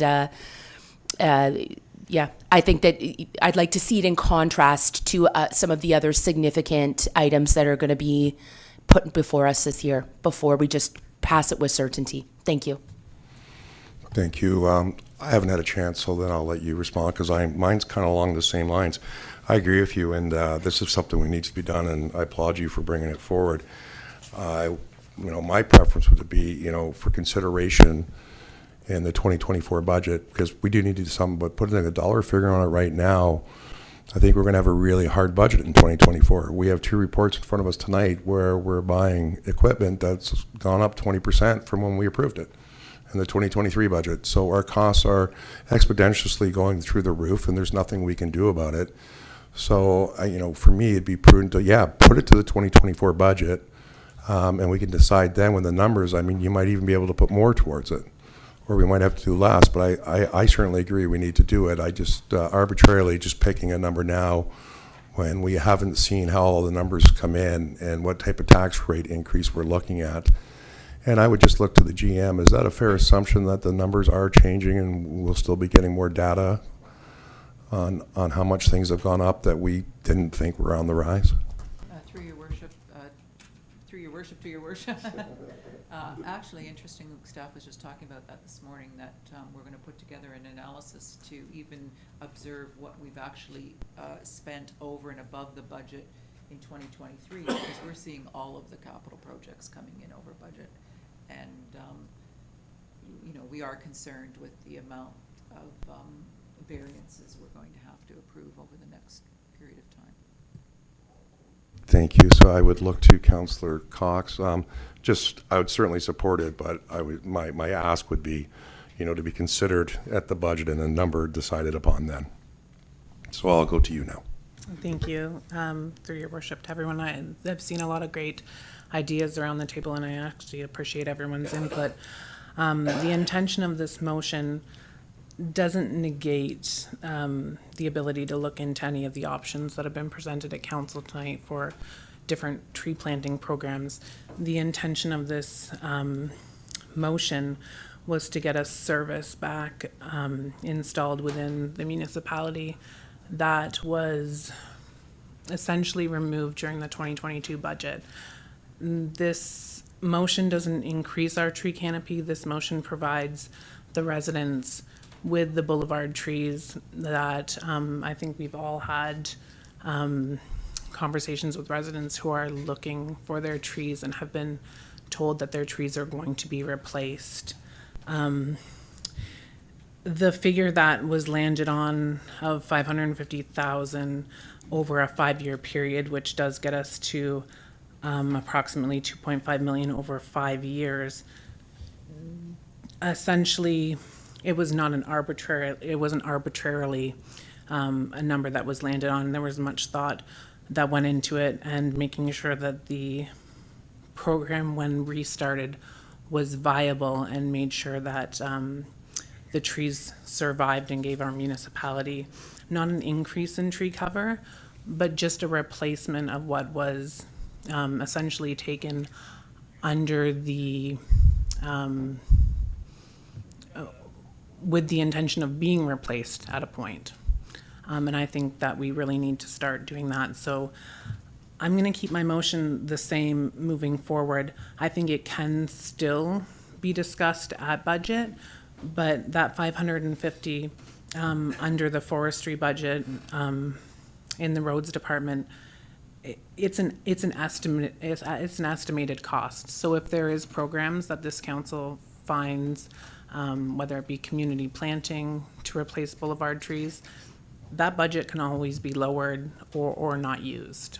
Right now, it's just an estimate for a 5-year replanting minus 1,900 trees that will additionally need to be planted. And yeah, moving forward, I would appreciate the support. Thanks. Thank you. I'm going to go with that 1 second though, just to clarify. the way the motion is read, Councillor Cox is suggesting that the number can be adjusted in the budget. Is that correct on how this motion is read?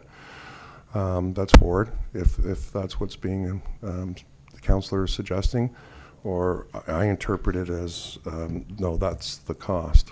So I would look to the general manager if you could help out for clarification, please. Through your worship, the way the motion is written is we would include $550,000 in the budget that we present to council, in the first working session. And is there room in that for discussion to lower or raise? Or no? Your council is always at liberty to evaluate any element within the budget. It wouldn't necessarily be presented as a proactive discussion point. Whereas that's what would be different is if you use the terminology for consideration. The past history, what staff has done is prepared a particular slide with all of the council requests during the course of the year, and you're presented with all of the items, whatever number there are, for true deliberation in comparison with the context of what staff has provided you as the budget and in context of the competition amongst all of the proposals. Thank you for clarification. Deputy Mayor hasn't spoken yet, and then Councillor Foster, and I'll come around. Thank you. Thank you, Mayor Norcross. I think why I agree to put this in the budget is because, as GM Bedford said, we can easily take it out. We can put in and take out anything in the budget that we want. But I find that when we do all these for consideration requests and then we have all the slides, I find it much harder to put things into the budget than to remove them or lower the cost that we're spending on it. I know that there is people in almost all of our wards that are waiting for replacement trees. Some of these people were explicitly told they were getting a replacement tree, and then all of a sudden we didn't have money in the budget and it kind of just disappeared, and here we are. So whereas I think there was a lot of really good ideas about community planting, and now that we have a new arborist, once she's fully onboarded and whatnot, I think that's something to dig into. These are replacement trees. This is canopy that's already disappeared, and we're already years behind making up for what we've taken down, especially with the emerald ash borer, which is, of course, no fault of anybody's.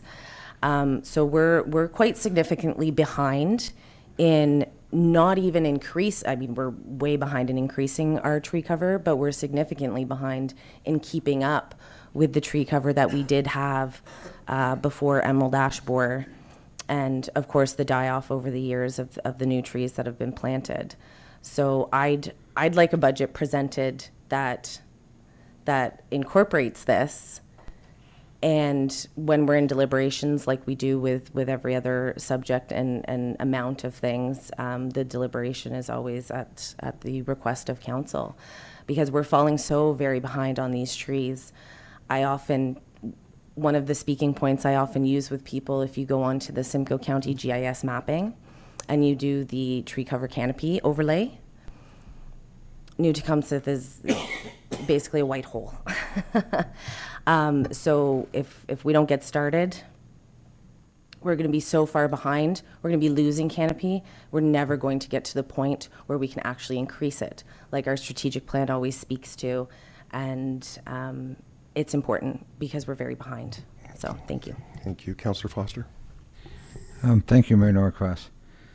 Listening to all the comments, is that I think we're kind of going a bit around in circles, because the contents here, I completely agree with. I spoke to Councillor Cox before this, but even if we pass this motion tonight, it comes back to budget for consideration. So we're really sort of, the budget, I see GM Bedford. So if this motion was passed, it would say the estimated annual cost should be included in the 2024 budget.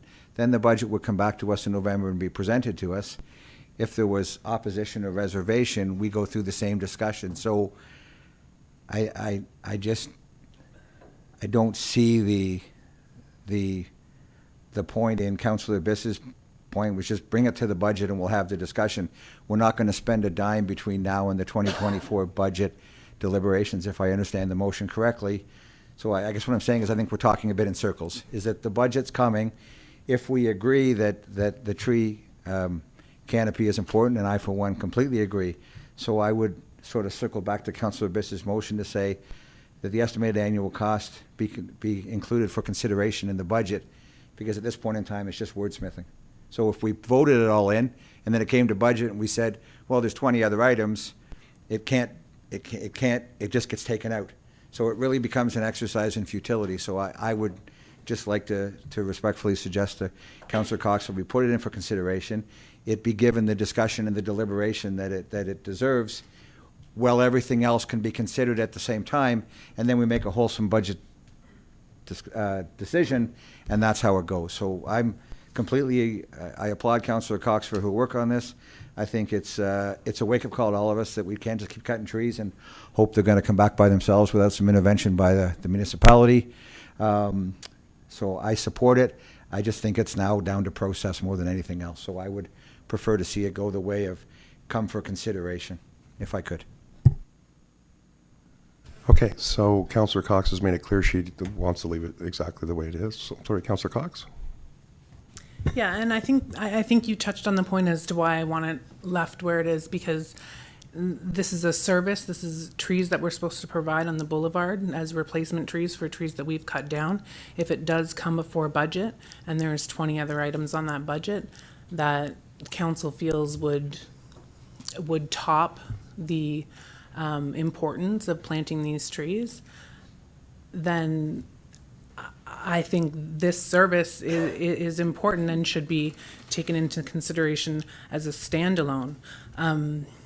When talking about the $550,000 that would be put towards it, and as GM Bedford said, my understanding of that is if the tender goes out and it doesn't come back at that estimated cost and it comes back lower, then that portion of the budget is not utilized. If we do tree planting programs, as council has said around this table, to plant boulevard trees, and that way we don't need to plant an additional 100 of the 700 trees per year that I'm asking to be planted, then that money doesn't get utilized within the $550,000 budget per year. I just see this tree planting as a service that was removed and that we should reinstate. I don't see why it needs to be deliberated at budget in conjunction with other items. I think we're all at the table now and can deliberate it now. Okay, thank you. So we have a motion on the floor by Councillor Gabrick, and then I'll call the vote. Thank you, Your Worship. I think we all agree that we need to replace the existing trees and that we need to make good on the promises made to residents to replace the boulevard trees as well. I think the only thing that's jarring about Councillor Cox's report here is the dollar value associated with it. So if we are going to look at alternative options, and I understand there's a motion on the floor to accept your writing as whole. But if we are looking at some alternative items, would you be agreeable to saying that that the tree planting get reinserted into the budget with a amount to be determined based on what we can dig up from grants and donations, and that gets approved for the next 5 years? Can you define grant? So, sorry, thank you. Through you, Your Worship, we had asked previously Director Haran about grant monies from the province, as well as any pockets of money that could come from anywhere else. A number of other people suggested about residential tree plantings, so there could be some sponsorship opportunities for like Somerville Nurseries or places like that. Councillor Cox, and then I'll call the vote. Thank you for that suggestion. I'm gonna move forward with the motion in front of us. Okay, thank you. So that's moved by Councillor Cox, seconded by the Deputy Mayor. Sorry. All those in favor, as it's written? 1, 2, 3, 4, 5, 6. It carries. Thank you. So we're moving on to item number CW42, please. We have a presentation. So I'll go to the presentation first, please.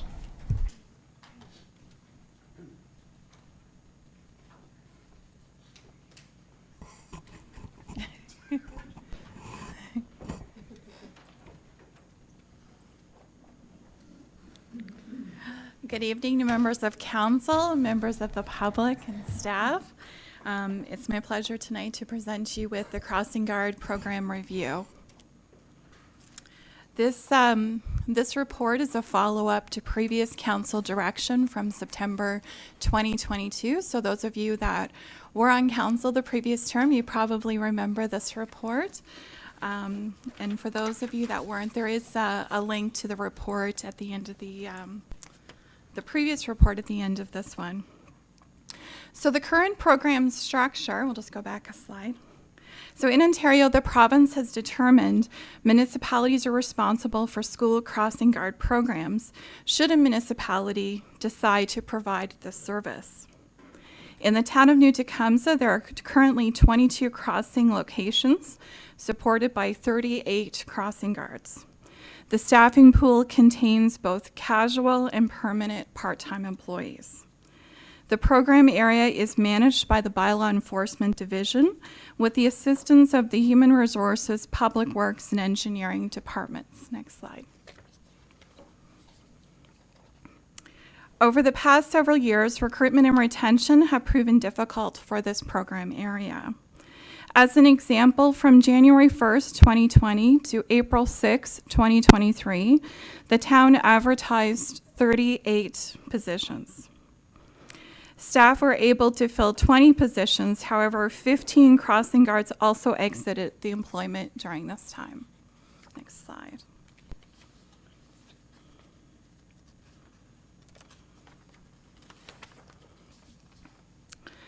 To maintain the current service levels, 22 crossing locations, staff rely heavily on casual relief pool for coverage.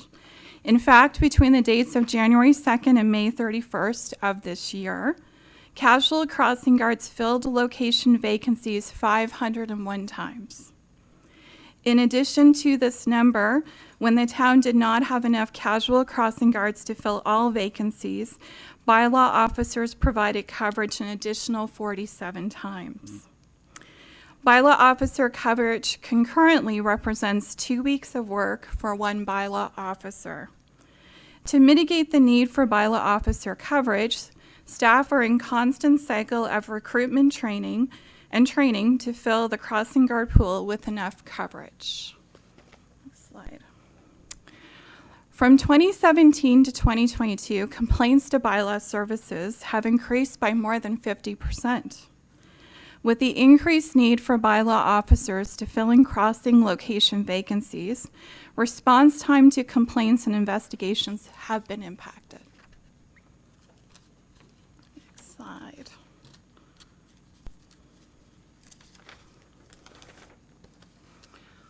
In September 2022, staff brought forward an initial report to council outlining many of these challenges.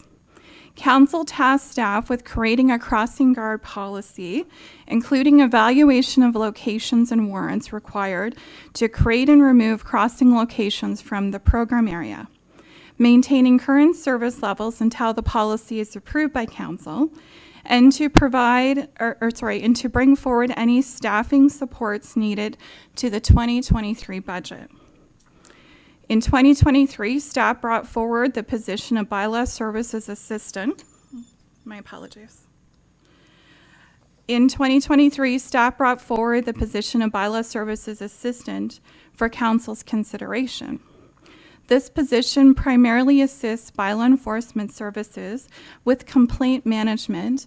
However, 1/3 of their position is dedicated towards crossing guard services program. Next slide. Under the Municipal Act, council establishes service levels for all municipal programming. In the report, staff have outlined 3 options for council's consideration. However, an option or alternate service level could be proposed for consideration at the will of council. For comparison purposes, staff have also included the service levels in Simcoe County for crossing locations. You can see from the chart the town is at the high end of crossing locations in Simcoe County, And I can advise council that in speaking with our colleagues in Simcoe County, crossing guard recruitment and retainment has been a challenge in all of these municipalities. Next slide. So there's 3 options before council tonight. The first option, which is option A, would be to, this option applies the same measurement to existing crossings that is used for future crossings. So in September 2022, council established the warrant for future crossings, and this option would take that warrant and also apply it to the legacy crossings, is what we're referring to them as. In this scenario, 12 locations would be removed, 10 would remain, and staff would recommend adding 2 new locations that do meet the warrants as well. Next slide. Option B would be to maintain the current service level. The 2 crossings at signalized intersections would be replaced with the 2 warranted locations, and those are at James A. McQuay and Dowling Road and 8th Avenue and Ernest Cumberland South Driveway. Staff also recommend that the Traffic Advisory Committee continue to consider additional reductions based on the warrant information post-September 2023. And the last option that staff have put in the report for council's consideration is to not continue forward with the crossing guard program. Staff recommend the money saved from this program be reinvested into infill infrastructure to support walkable communities. Monies could also be used for traffic calming measures. So this concludes my presentation, council, and either myself or the Director of Engineering would be happy to answer any questions council may have. Thank you very much, Madam Clerk, for that excellent presentation. So I'm just going to, before we get into council deliberations, I'd just like to open up to council. Is there any questions for clarification from either the clerk or the Director of Engineering? Councillor Biss, go ahead, please. Through your worship to the Madam Clerk. As I know, we noticed that the report from WSP was tabled on May 2022, and that the data that they collected was completed before St. Cecilia opened in September 2022. So through your worship to Madam Clerk, was the Treetops community, was it subjected to this report, or have we done anything subsequent in order to include the Treetops and St. Cecilia? Thank you, Councillor Biss. I'm going to refer that to my colleague, Director Vatry. Director Vatry, please. Through your worship to Councillor Biss, when the site plan agreement was brought forward for St. Cecilia's, at that time we identified that there was the crossing guards were being reviewed, and it was recommended at that time that no crossing guards be installed at that time, and that we just monitor and see if there was feedback from the community. As of now, we have not received any feedback requesting crossing guards at that location, so we haven't looked into it any further. I know you do, Councillor Biss. Through your worship to Director Vatry and Madam Clerk. So you may have not heard, and I know that our trustee will probably speak to this after I'm done, but I can tell you based on feedback and by my own, by watching it myself, Willoughby Way and Gallagher Crescent right at St. Cecilia is a heavily trafficked area. Not only is it trafficked by children who will go to St. Cecilia, but that's also an area where other children that go to other schools actually catch the school bus. In addition to that, Treetops Boulevard and Willoughby Way is also a heavily traveled area as children go from the south side, south part of the community to St. Cecilia, and it's also a bus stop, as well as Peacock Trail and Willoughby Way, where they come from the north. I just want to let you know that despite that, and as we move through the discussion here, I will be putting a motion on the floor for option B, and also to include a crossing guard at Willoughby Way and Gallagher Crescent, Your Worship. Thank you, Councillor Biss. Are there any other questions in regards to the presentation before we get into? Just go around, Councillor Foster, please. Thank you, Mayor Norcross, through you to the clerk. If you went back 2 slides, if you could, please. Sorry, one more back? It was the one comparing the different municipalities. Sorry, right there. So if you look at Bradford, West Gwillimbury, with a population within 1,000 people of New Tecumseh, and they have 13 crossing locations, aside from the obvious, and maybe we have 3 municipalities and they have 1, is there any other reasons that stand out why, if you compare population, they're virtually at 60% of what we have for crossing locations? Is there anything else that might jump out off the page at us? That's, all I can tell you, Councillor Foster, is that is the service level that Bradford West Gwillimbury has decided to provide to their community. It could be based on the number of schools they have. So in New Tecumseh, we do have, quite a few schools that we do provide this service to. So that could be something that affects the number of crossing guards. Okay, thank you, Councillor Foster. Deputy Mayor? Thank you, Mayor Norcross. My comment was very similar to Councillor Foster's. I think we're dealing with more crossing guards in New Tech because we have the 3 separate communities, whereas Bradford, I think, sort of built out. I think they only have one little wee school in East Gwillimbury. So I think the 3 separate communities is what's getting our number a little higher than a comparable town like Bradford West Gwillimbury. Thank you. Thank you. Are there any other comments or questions of the presenter, please? No, none of the presenter? Okay. Thank you very much. I'll just give the Madam, one second, Councillor. I'll just give Madam Clerk an opportunity to regain her seat. And then I'll go to Council. We do have 2 members of the public who would like to comment in regards. So with the will of Council, I would ask the 2 individuals, would you like to come up and make your comments now? Oh, not absolutely, thank you. No, 100%. And I would look to the other individual. Would you like to just wait for Council's discussion? Yeah, although I did have one question. Come on up to the podium, please, so we'll get you on record, if you don't mind.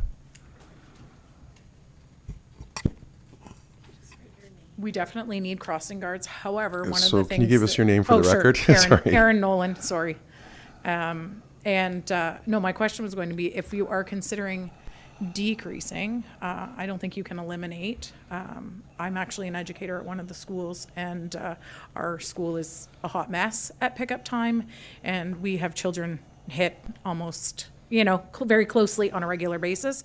But has there been any consultation with some of the crossing guards into the areas that they use, what the frequency of traffic is that they cross? Maybe they could be mobilized to different areas in the community where there's higher traffic flow. No, those are good comments, and I think what the clerk had said, we justify the locations, and Madam Clerk can correct me if I'm wrong, we have a level of data that we use, and that's, how many children cross, how many cars, and that's how we determine the locations based on the amount of traffic that's used. Am I correct, Madam Clerk? Yes, that's correct. So included in the report, and it was the last slide on the presentation as well, were the warrants. So, and I'll refer to Director Vadri. He can discuss this a little bit further. But in a nutshell, what they did is they looked at the number of students that were crossing during the 20-minute peak period, and they also looked at conflicting vehicular movements, would be cars and traffic and such. Mhm. Yeah. Yeah, because I'm just thinking about King Street has 3 to cross across King Street, where there is sidewalk up on the east side, right, for the students to go all the way up and across at 1, right? I'm just wondering what,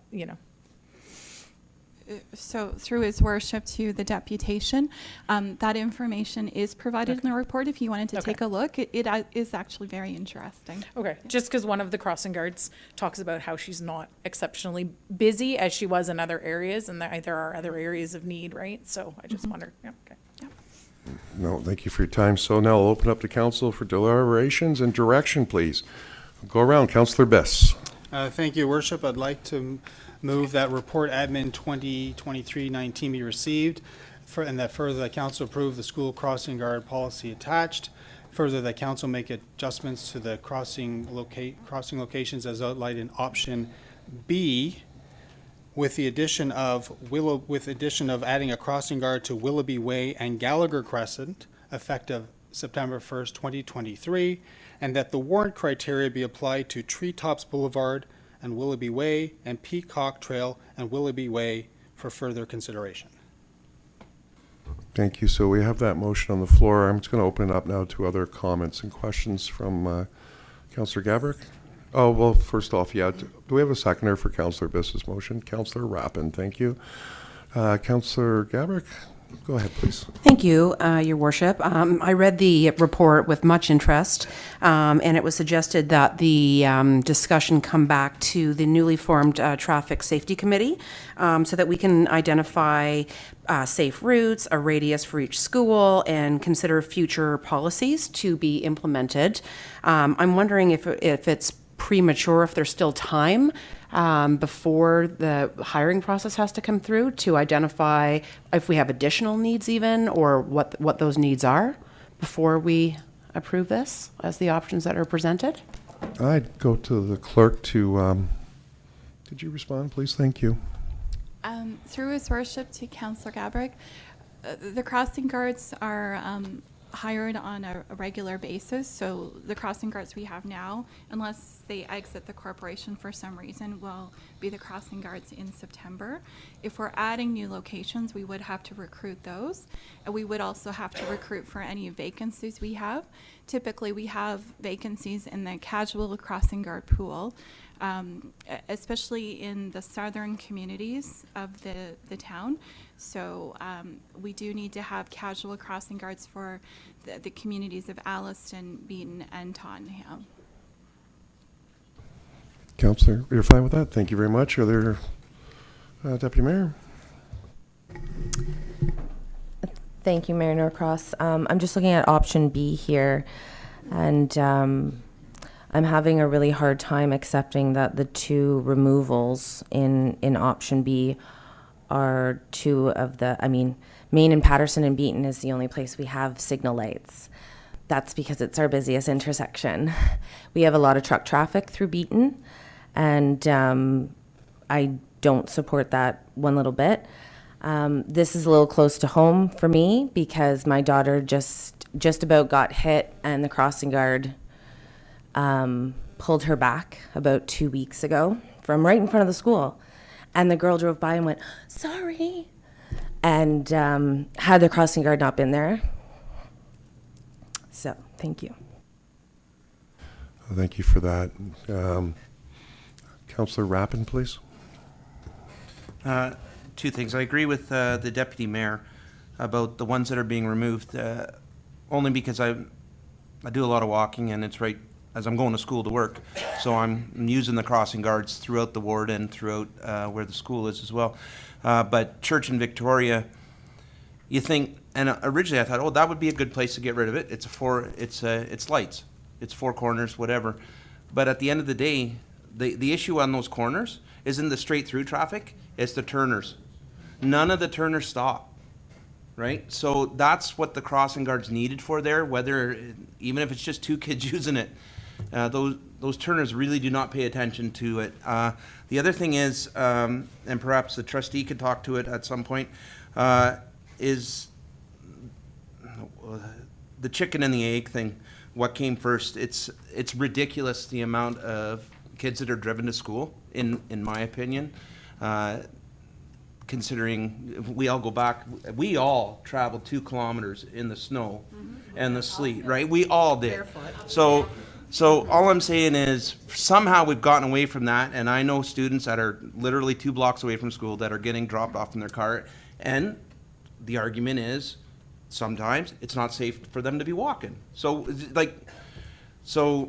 I actually understand option C in all regards where we get rid of it, but it's the second part. And we explore alternative safety measures. So we figure out a way, how can we make it safer? I'm not motioning C, I definitely don't. But what I'm saying is, that second part of C should actually be in B as well. We should be maybe where those crossing guards are on John W. Taylor, there's nothing painted there. right? So maybe if there's just some paint there, we should really be looking at some other options as well as that, is what I'm trying to say. So anyway, thank you. No, I get what you're saying. And when you look at the crosswalks where the lights are, you know, sometimes they give people a false sense of security because you assume because it's red that people are going to stop, and you know, and that's not always the case. So I understand where you're coming from. So, Councillor Harrison McIntyre, thank you. Thank you for bringing that up, Councillor Rappin. I use that intersection a lot at church, and I can't tell you how many times I've almost been hit by people who are turning left, turning right, and I'm an adult, not a small little kid, and I'm looking at them, and they still almost drive into me. It's incredible. So definitely signalized lights give a, as you said, give a false sense of safety. And during the break, I was talking to the trustee about one of the lights where I thought, you know what, it's not a busy road, there is no right turn, perhaps that's a good opportunity to get rid of a crossing guard. She said no, because for the flow of traffic, this is another consideration that I hadn't thought of, is that if you have pedestrians walking up and pressing the signal to cross, then they're going to do that, you know, one at a time. You're never going to get through traffic going through. Whereas if there's a crossing guard, they wait, they gather a bunch of kids, and then they signalize the light, and then they cross with them. And in that way, you're keeping the flow on some of those main streets happening. So it was a good point. So it's not mine, it's Janice's. So when I was a kid, there was a busy street that we had to cross, and it was one of those, you push a button and the lights flash. And it was I don't know what those are called, but they're signalized, pardon? Panda crossings, I love that name. So yeah, we had panda crossings. And I wonder if that's an opportunity, like we need to look at that for some of the busier streets. Now again, you don't just press the button and go. You press the button, you look, you wait, and then you go. But at least that would help to alleviate some of the issues where places where we don't have crossing guards. So I would put that forward as one of those other options that we bring forward. Thank you.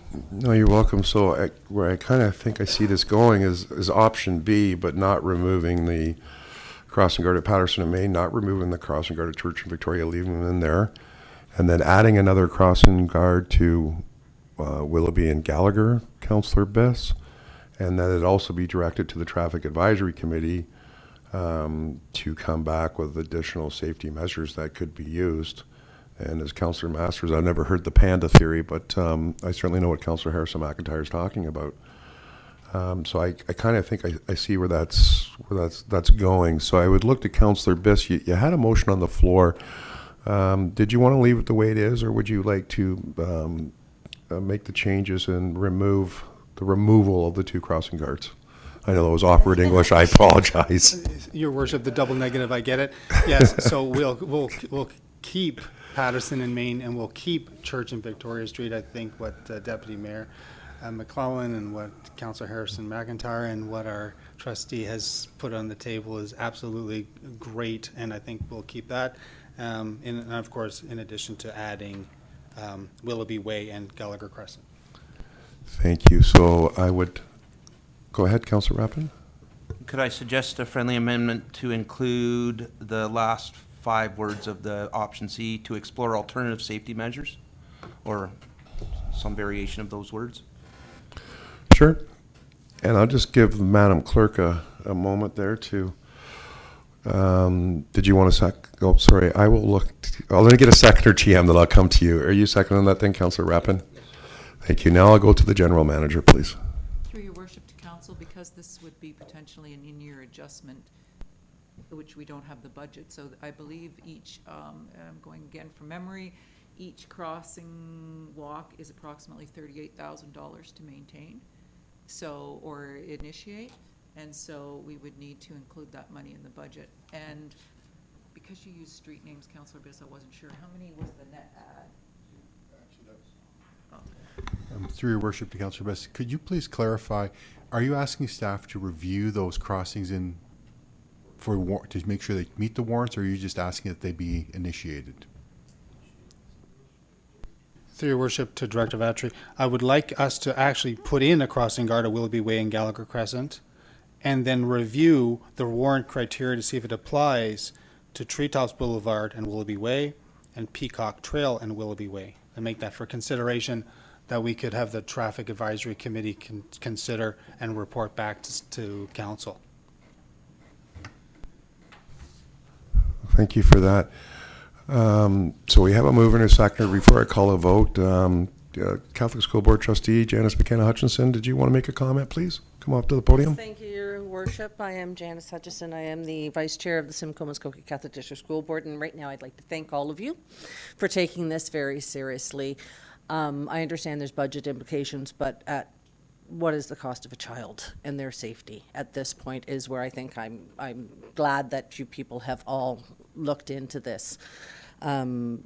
We talked about I just have one thing, the recruitment and the retention as well. We had the same problem with bus drivers at one point too, and a lot of it had to do with COVID. There were a lot of people that didn't want to do it anymore, so on and so forth. But we have found also that the more that we blitz, the more that Lanark blitz and Sharp blitzes and so on, that you do find those people, those new retirees that need, to get out of their house twice a day and love interacting with children. So I'd like to see that you continue with the blitzing to try and get more crossing guards, part-time crossing guards, full-time crossing guards. But I just wanted to thank you all for taking this also very seriously, because our students, they are our future, and they warrant to be safe. Thank you. No, thank you for those kind words. And yes, this council is very, very safety conscious, as well as our staff, and so are you, to take the time to come up here and to address your concerns to council. So we thank you for that. So we have a motion on the floor, moved by Councillor Best, seconded by Councillor Rappin. Does anybody require the motion to be reread, or we're all good with it? Sure you can. Thank you, Your Worship. I just wanted to make sure that we were still including Mark and or Councillor Biss in your motion, that James A. McCaig and 8th Avenue remain in that. Thank you.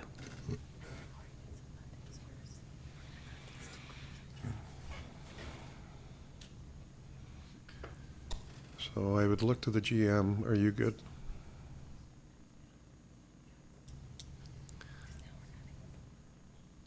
So I think what the discussion is that we're adding additional funds, so we need to find a funding source. Could that come back at, I don't know, it won't be decided now, but could you bring that back at the council meeting when it's ratified? Your Worship, yes, I could do that. Okay, that would be wonderful. Are you okay with that, Councillor? Thank you so much. So all those in favor then? Okay, that's carried. Thank you, Council. Now we're moving on to CW53, please, which is the Beaton Memorial Arena. And I'll just go in the order that it was polled. So I'll go to Councillor Cox. If you'd like to start off, please.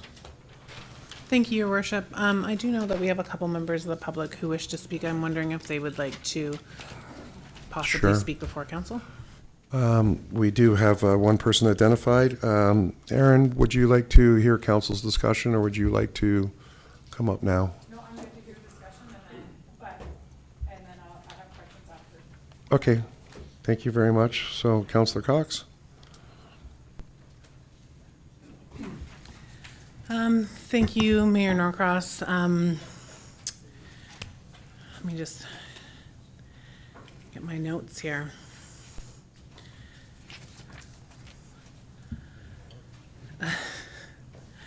I guess through going through the report, the potential of catastrophic failure being mentioned is never comforting to hear in regards to one of our facilities. The Beaton Arena has been well loved, but unfortunately poorly maintained. If I understood the report and through my discussions with staff, the trusses are simply one component of many issues that come with a $20 million price tag for repairs at the end of the day. And it would seem to me that the feasibility of renovation or expansion seems to no longer be a viable solution for the Beaton Arena. As a municipality, I see this report as an opportunity, catalyst, if I may, to produce a recreation facility in Beaton that has to produce a recreation facility in Beaton that the municipality deserves. And moving forward, we need to properly mitigate the impact to our user groups, though. Beaton is not losing a facility. New Tecumseth is losing a facility. And user groups should be equally impacted across the board because of this. If facilitating user groups requires engaging private local facilities, then I would like that to see that done by staff ASAP. I'm not prepared tonight to move any of the 4 options before council for consideration at this time. I believe the path forward would need to include public involvement, a working session of council, and that would require a detailed project analysis with an updated concept and business plan to make the numbers accurate, as well as timelines, as well as a breakdown of possible funding for the new recreation facility, whether that be components that are DC eligible, any grant opportunities, benefit to existing, and so forth. And unfortunately, at this time, because of the outcome of the structural report, I would support and authorize staff to pause operations at the Beaton Memorial Arena due to the recommendations provided by the structural engineer. Okay, so thank you, Councillor Cox. So if I understand it, you're putting a motion on the table that operations ceased in October at the Beaton Community Center, that staff investigate alternative venues for the users to be relocated, whether it's private or public, that a funding source be identified for a new community center or repairs, and or you can make the changes, and that you would require a public meeting consultation, and then you'd like to have a working session with council. Did I grab it all? That's correct, yes, thank you. Okay, so I'll look to the clerk. I know we got lots of discussion. Do you want to second that, or? Yes. Okay. Okay, so why don't you second that, then what's your friendly amendment? Sorry, Deputy Mayor, friendly amendment. I would like to second that, although I'll speak to history a little bit here, and that will lead me into my friendly amendment.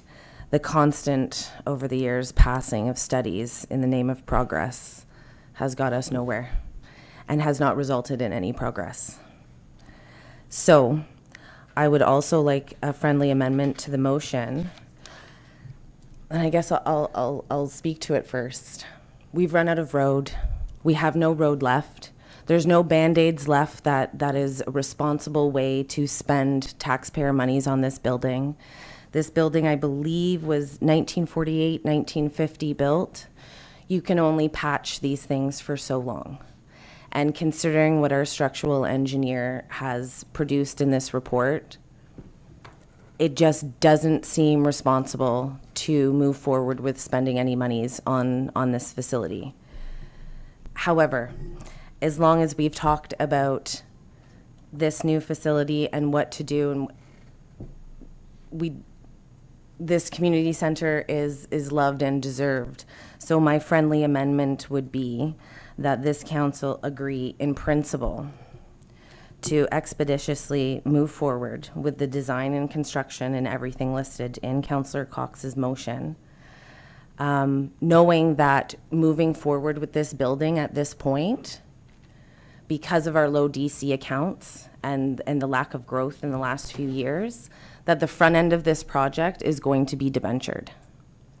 Debenturing was always explained to us as a tool the municipality uses to finance projects. And especially when you're financing a project that we're building this building for the next 50 or 60 years.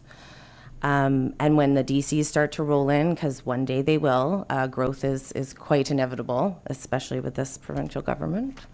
But we know it's coming, and we know we will see our DC accounts increase again.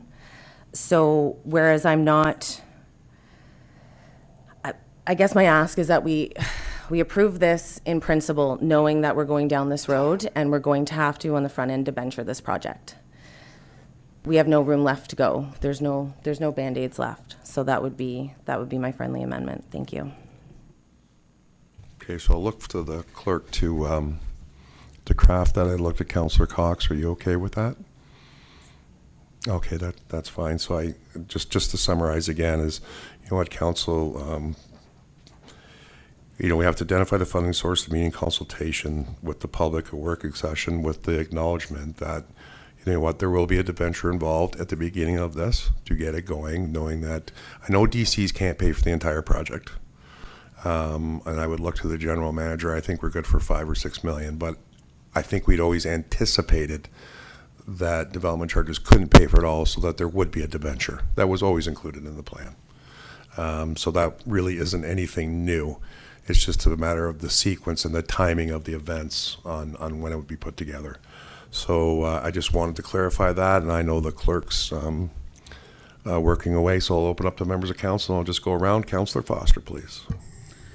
Thank you, Mayor Norcross. I said this on the last term of council, and I'll say it again. Regrettably, whenever a structure comes to the end of its life, recreation, it's unfortunate. It's absolutely unfortunate. And I think one of the things that signifies the type of community that we live in is the type of recreational facilities that we have throughout the town. So, regrettably, can't argue with a structural engineer. The report's there. The costs are, from a simple business perspective, the costs do not justify continuing ahead.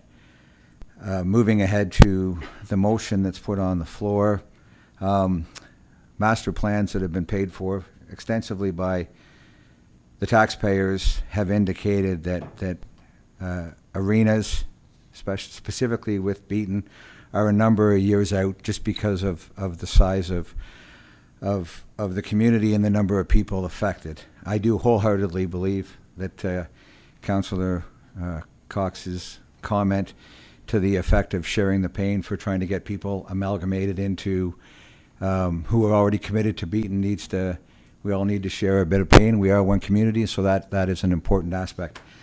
But for myself, I've said it publicly and I'll say it again. I have never been in favor of a Beaton Arena because I think it goes, at this point in time, only because it goes against, I believe, a community center, a meeting place, but as far as an arena, and I think to go ahead as a result of this and identify a funding source and everything else does not really present fairness to the rest of the municipality, the other communities, and the community as a whole. There is a reality that the population, you generally put facilities where the majority of the population is, and so in some aspects I completely agree with the motion.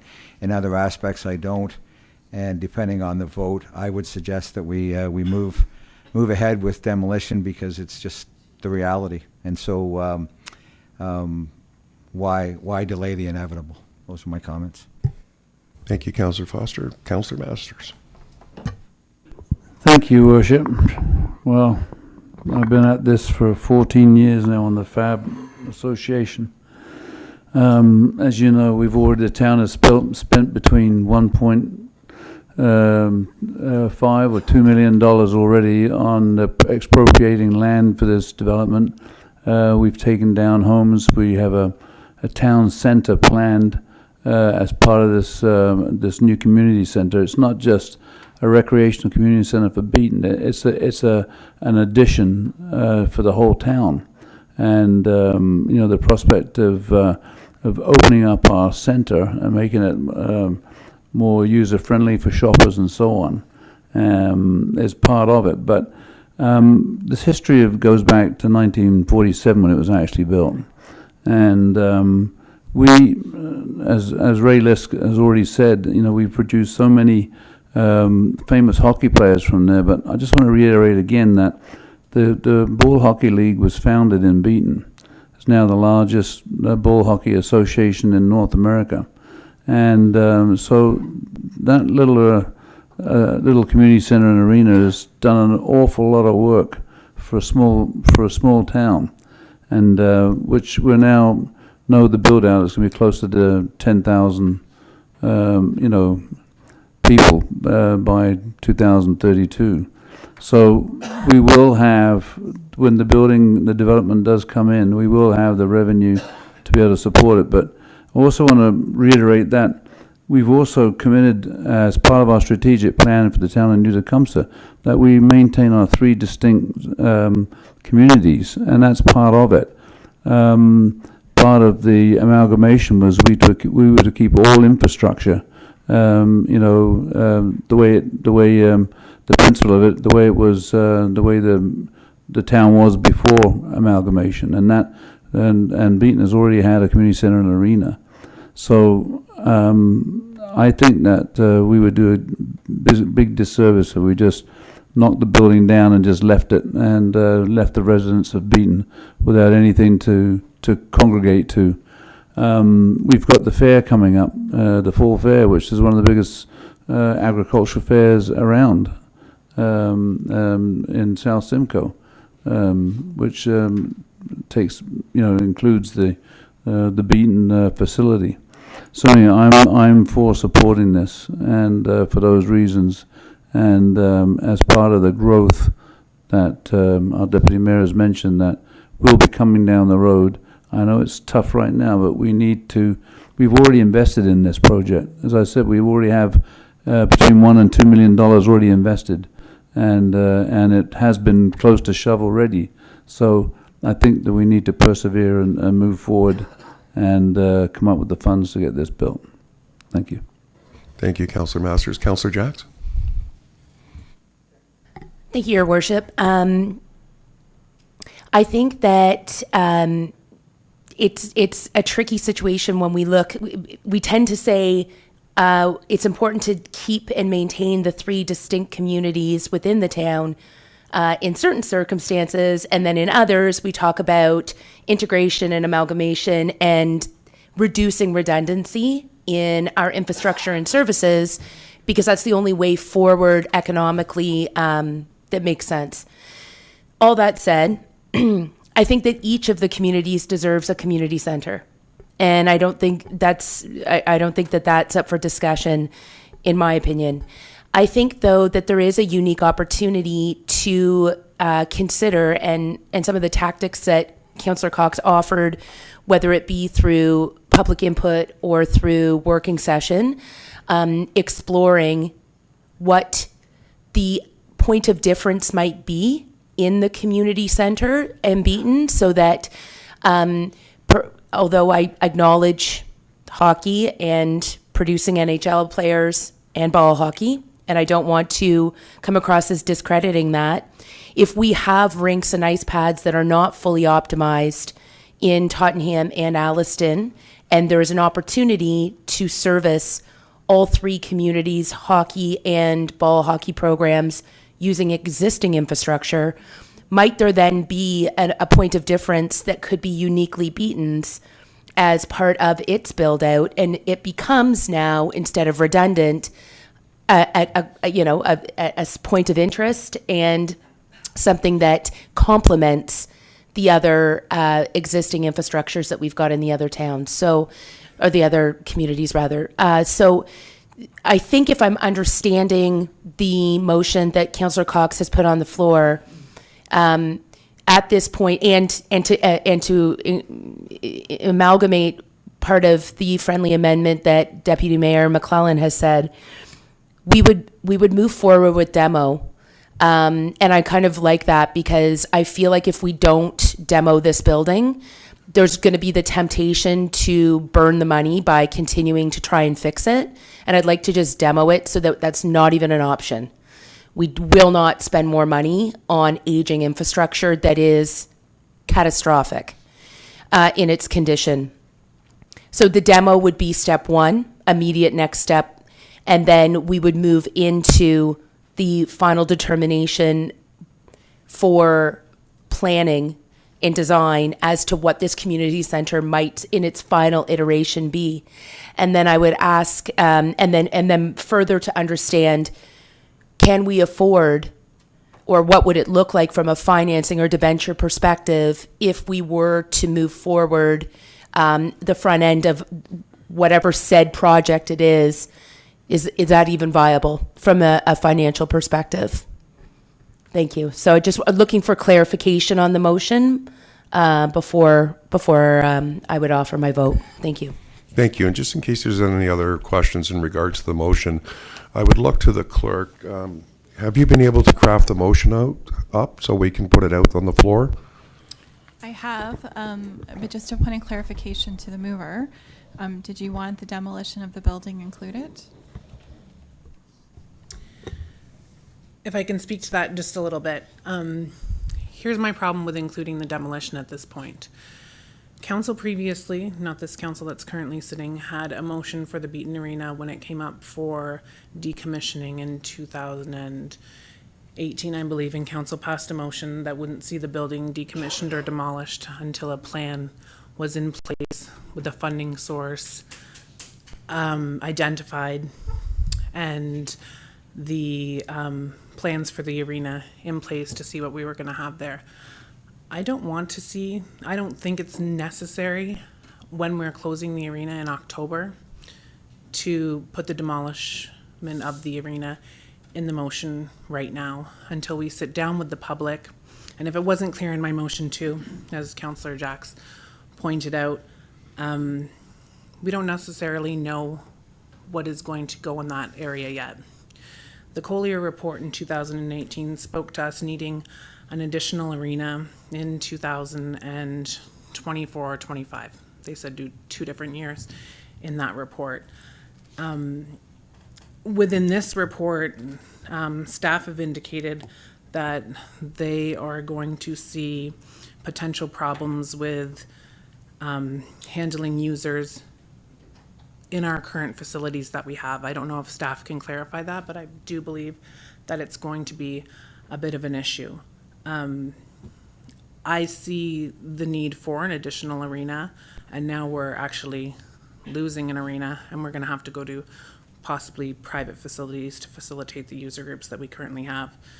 So within my motion, it's not just centered around replacing it with the same facility that we have now. If there's a potential for a double pad there, that increases. If there's a potential for a pool there, that's something that's setting Beaton apart from the other areas of our municipality.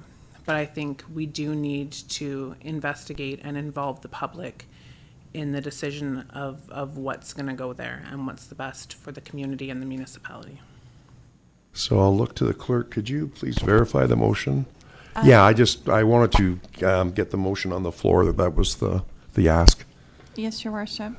That report number PRC 2023-18 be received, and further that the staff receive council's approval to pause operations at the Beaton Memorial Arena commencing in October 2023 due to recommendations provided by the structural engineer.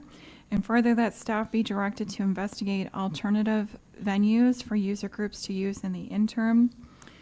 And further that council I'm going to need help with this word, exponentially approve moving forward with the replacement of the Beaton Memorial Arena in principle, and that the funding source be identified. And further that staff be directed to set up a working session of council for community consultation on this project. Thank you. And I would just confirm with the mover, Councillor Cox, you're good with that? Okay, the second is good. So do you have a clarification then, Councillor Jacks, after hearing it? Yes, thank you. Welcome. Just to add, thank you for the clarification.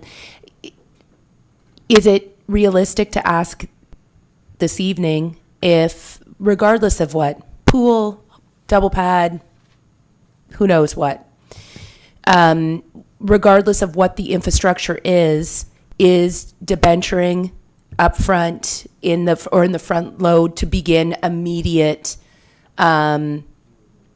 the project, executing the project immediately, is that feasible? Is that unrealistic for me to ask that question and put you on the spot? Thank you. I would go to the GM for your response. So through your worship to Councillor Jacks, I think the information that's been presented to council over the last 6 months, really since the long-term financial plan has been presented, in addition to information regarding, the expediting of our water capacity, I wouldn't feel comfortable at this point in time, without doing further research, whether it would be prudent to commit the town to a significant debenture, knowing the circumstances are not solidified at this point in time. Okay, and I thank you for that, GM. So I think that was in the request for the motion, Councillor Cox, that, funding sources come back and be identified, which would allow the general manager to take a look. I'm correct when I say that? Yes, you are, and Thank you. I would assume that funding would come back for the savings of not operating the Beaton Arena too. That's a good point. I saw that in the report.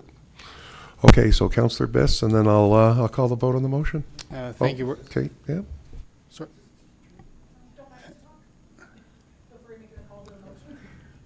Well, 1 second. All right.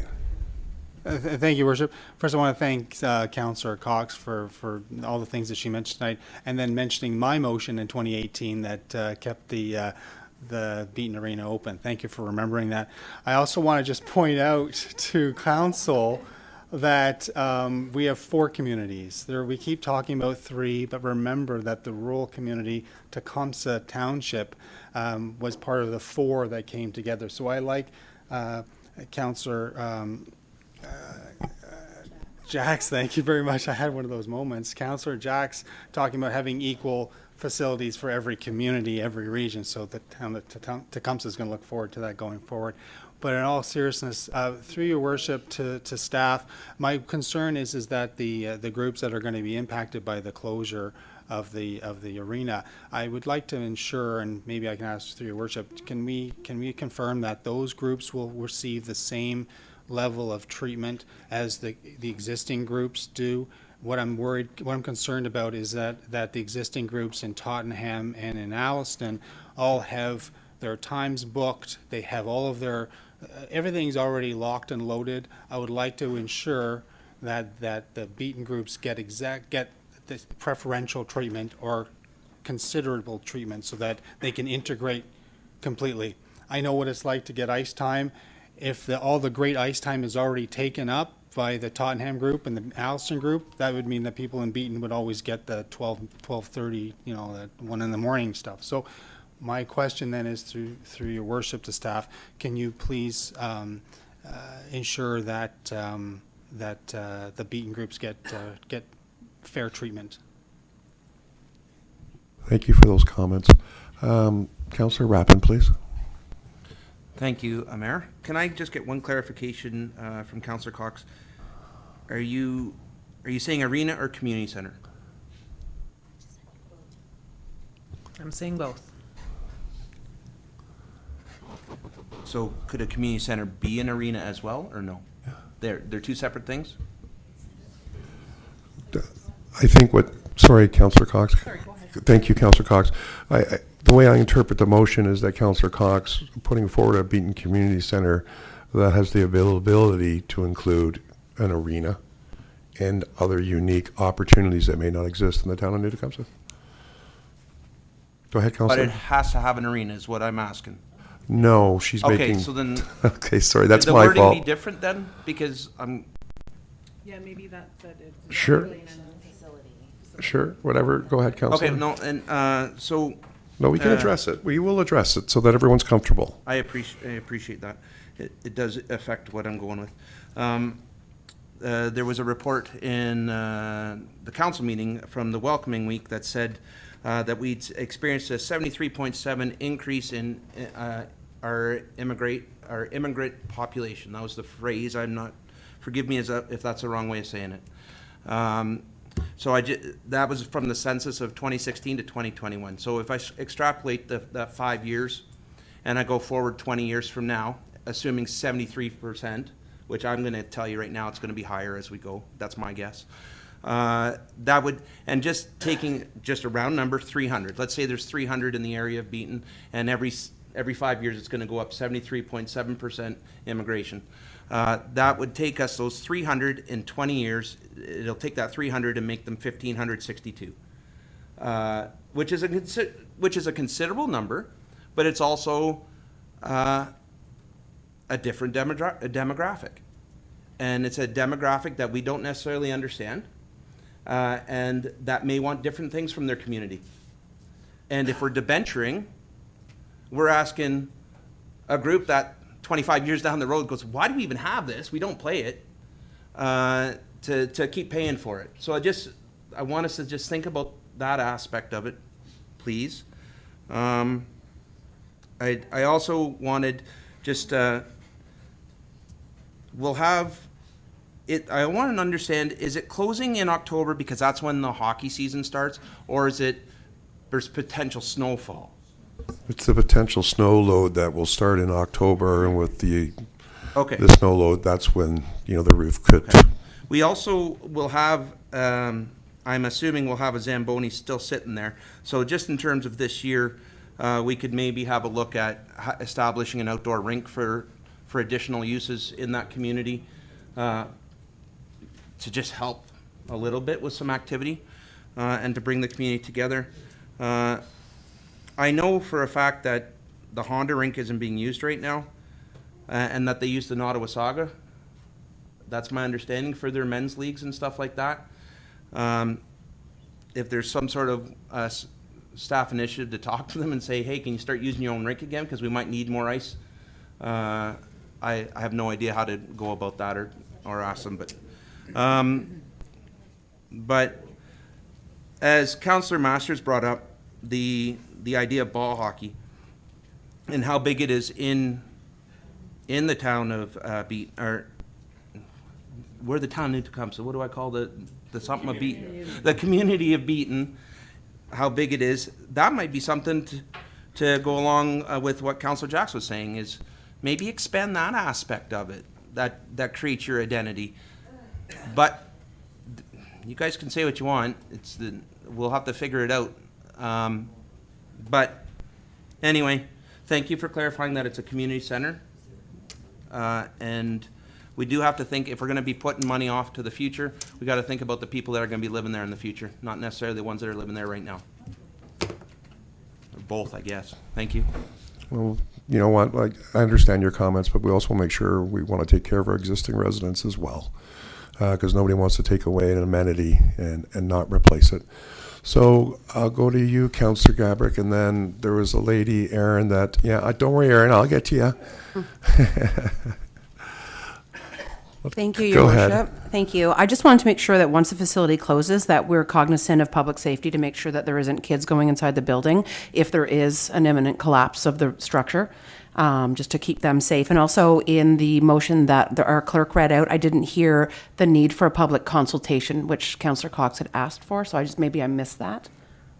Nope. Once again, I'll go to the clerk. Could you please read the motion, and just so there's clarity with everybody. That report number PRC 2023-18 be received, and further that the staff receive council's approval to pause operations at the Beaton Memorial Arena commencing in October 2023 due to recommendations provided by the structural engineer. And further, that staff be directed to investigate alternative venues for user groups to use in the interim. And further, that council expeditiously approve moving forward with the replacement of the Beaton Memorial Community Center in principle, and that the funding source be identified. And further, that council directs staff to set up a working session of council for community consultation on this project. Okay, any questions on the motion? Deputy Mayor, questions on the motion, please. It's not a question. It's just the word is expeditiously, like really fast. We're going to keep going and move towards a new, I think I emailed it to you. Thanks. I will, Lori, did you want to come up to the podium, please? Or sorry, Erin, my apologies.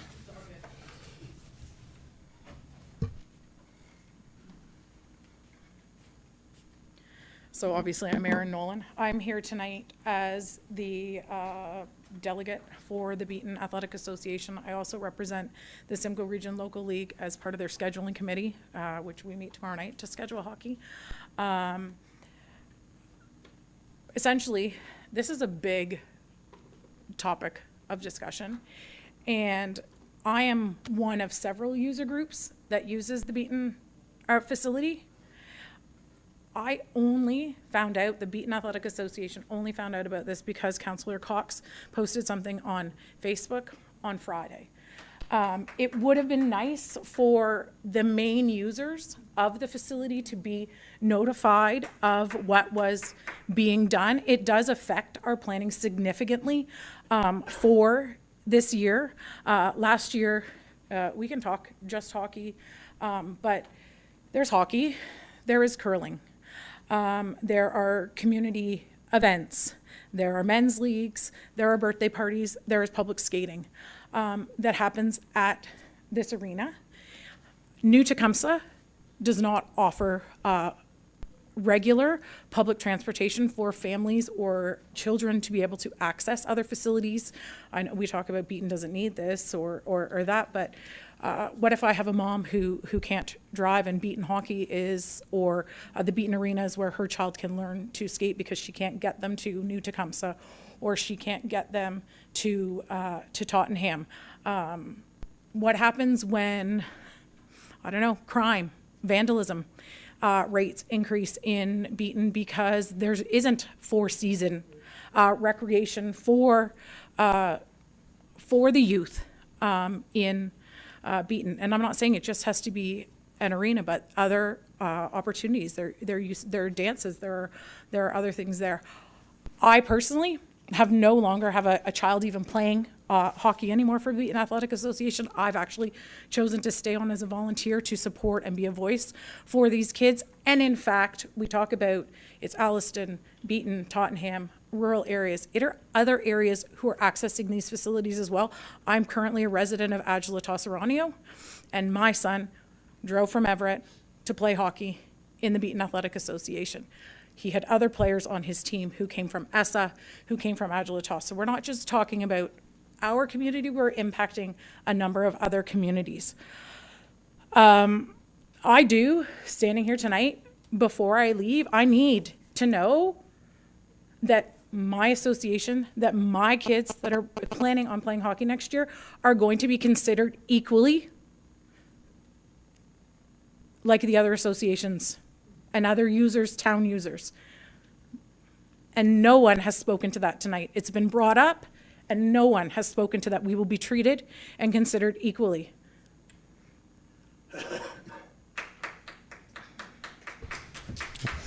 The town has sat back for a number of years and done nothing about the Beaton facility. I am a Please no clapping from the audience because we cannot hear the present. We can't hear her. Sorry. I am a born and raised Alliston girl. I have watched the changes. I have watched the Alliston Memorial Arena be taken from and revitalized, right? It's still being used. But I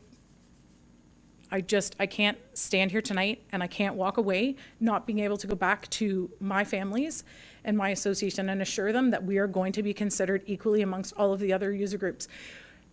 I know that there is discourse between TNT Hockey and the Beaton Athletic Association, but it is comparing Tim Hortons and Starbucks. They offer a different product. You go to Barrie, they have girls hockey, they have Christian League, they have other leagues, and they can all operate within, but they're given equal consideration. I just need to know that we are going to be given equal consideration in getting fair and equitable ice time in the facilities.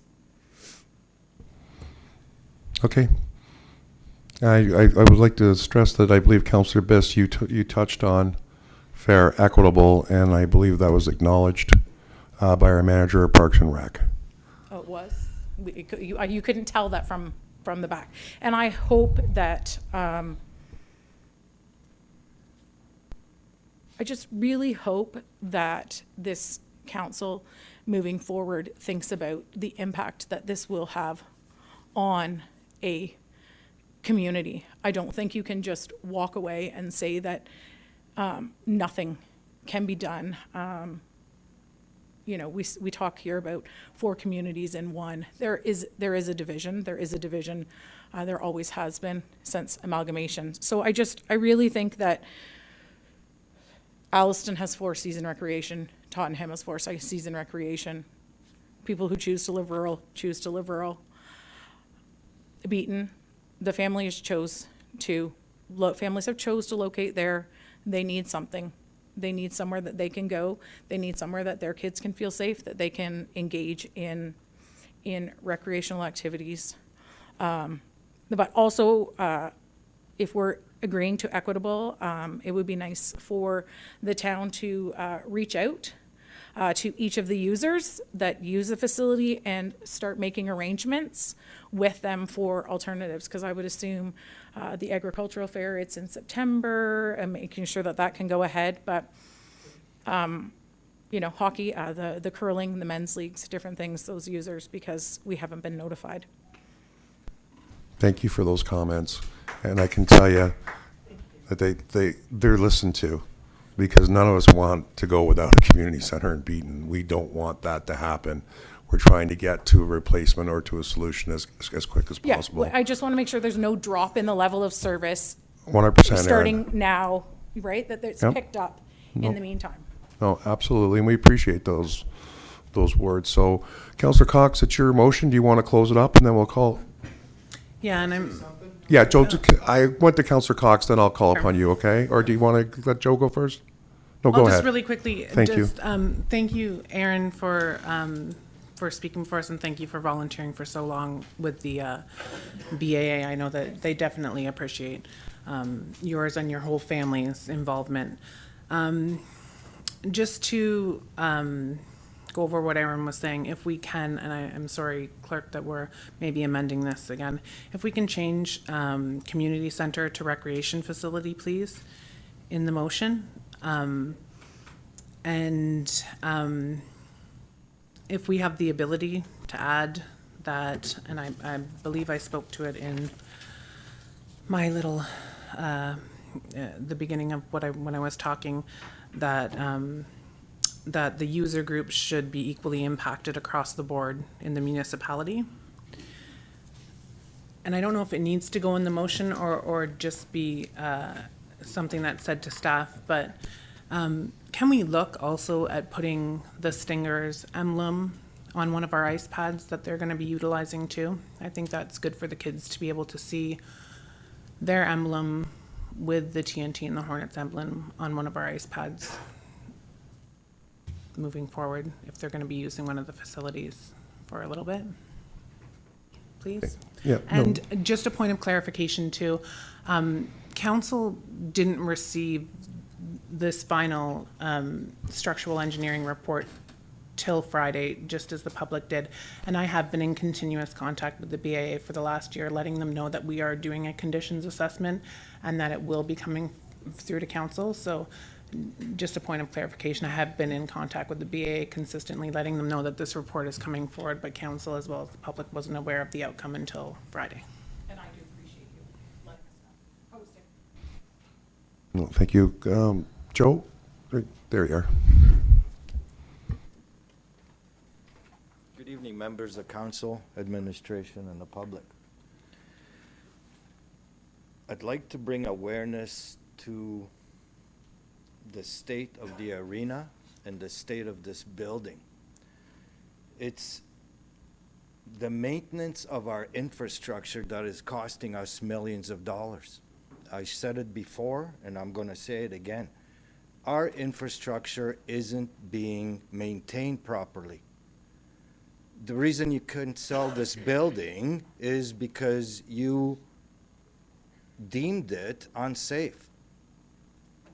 I asked council before, why would you let this roof leak? Would you let the roof in your house leak and live in it? I've seen this, and I'm sure quite a few of council members have seen, our infrastructure isn't being looked after. There's buildings that need maintenance, and they're not being maintained. This arena is one of those. when Mr. Ken Kelly looked after the arena, I don't know how many of you remember Ken Kelly, but that arena, one guy looked after the arena, and it was spotless. It didn't smell like urine. It was one of the most beautiful old arenas in the province. When we got amalgamated, we had all kinds of employees. It went downhill. Somebody needs to look after our infrastructure. Thank you. Thank you for those comments, Joe. So we do have a motion on the floor, duly moved and seconded. Does council require the motion to be read again, or no, okay, I'm asking. And there were some amendments made to make sure it included recreation and fair and equitable. So all those in favor, please, of the motion? And you know what? That's carried. Thank you very much. No, I was just clarifying. I want there to be a... Thank you, Deputy Mayor. I think you might be right. Okay, well, I want to thank the public for participating. I want to thank council and staff for participating. We don't have any public notices. And I have adjournment at 8:50, please.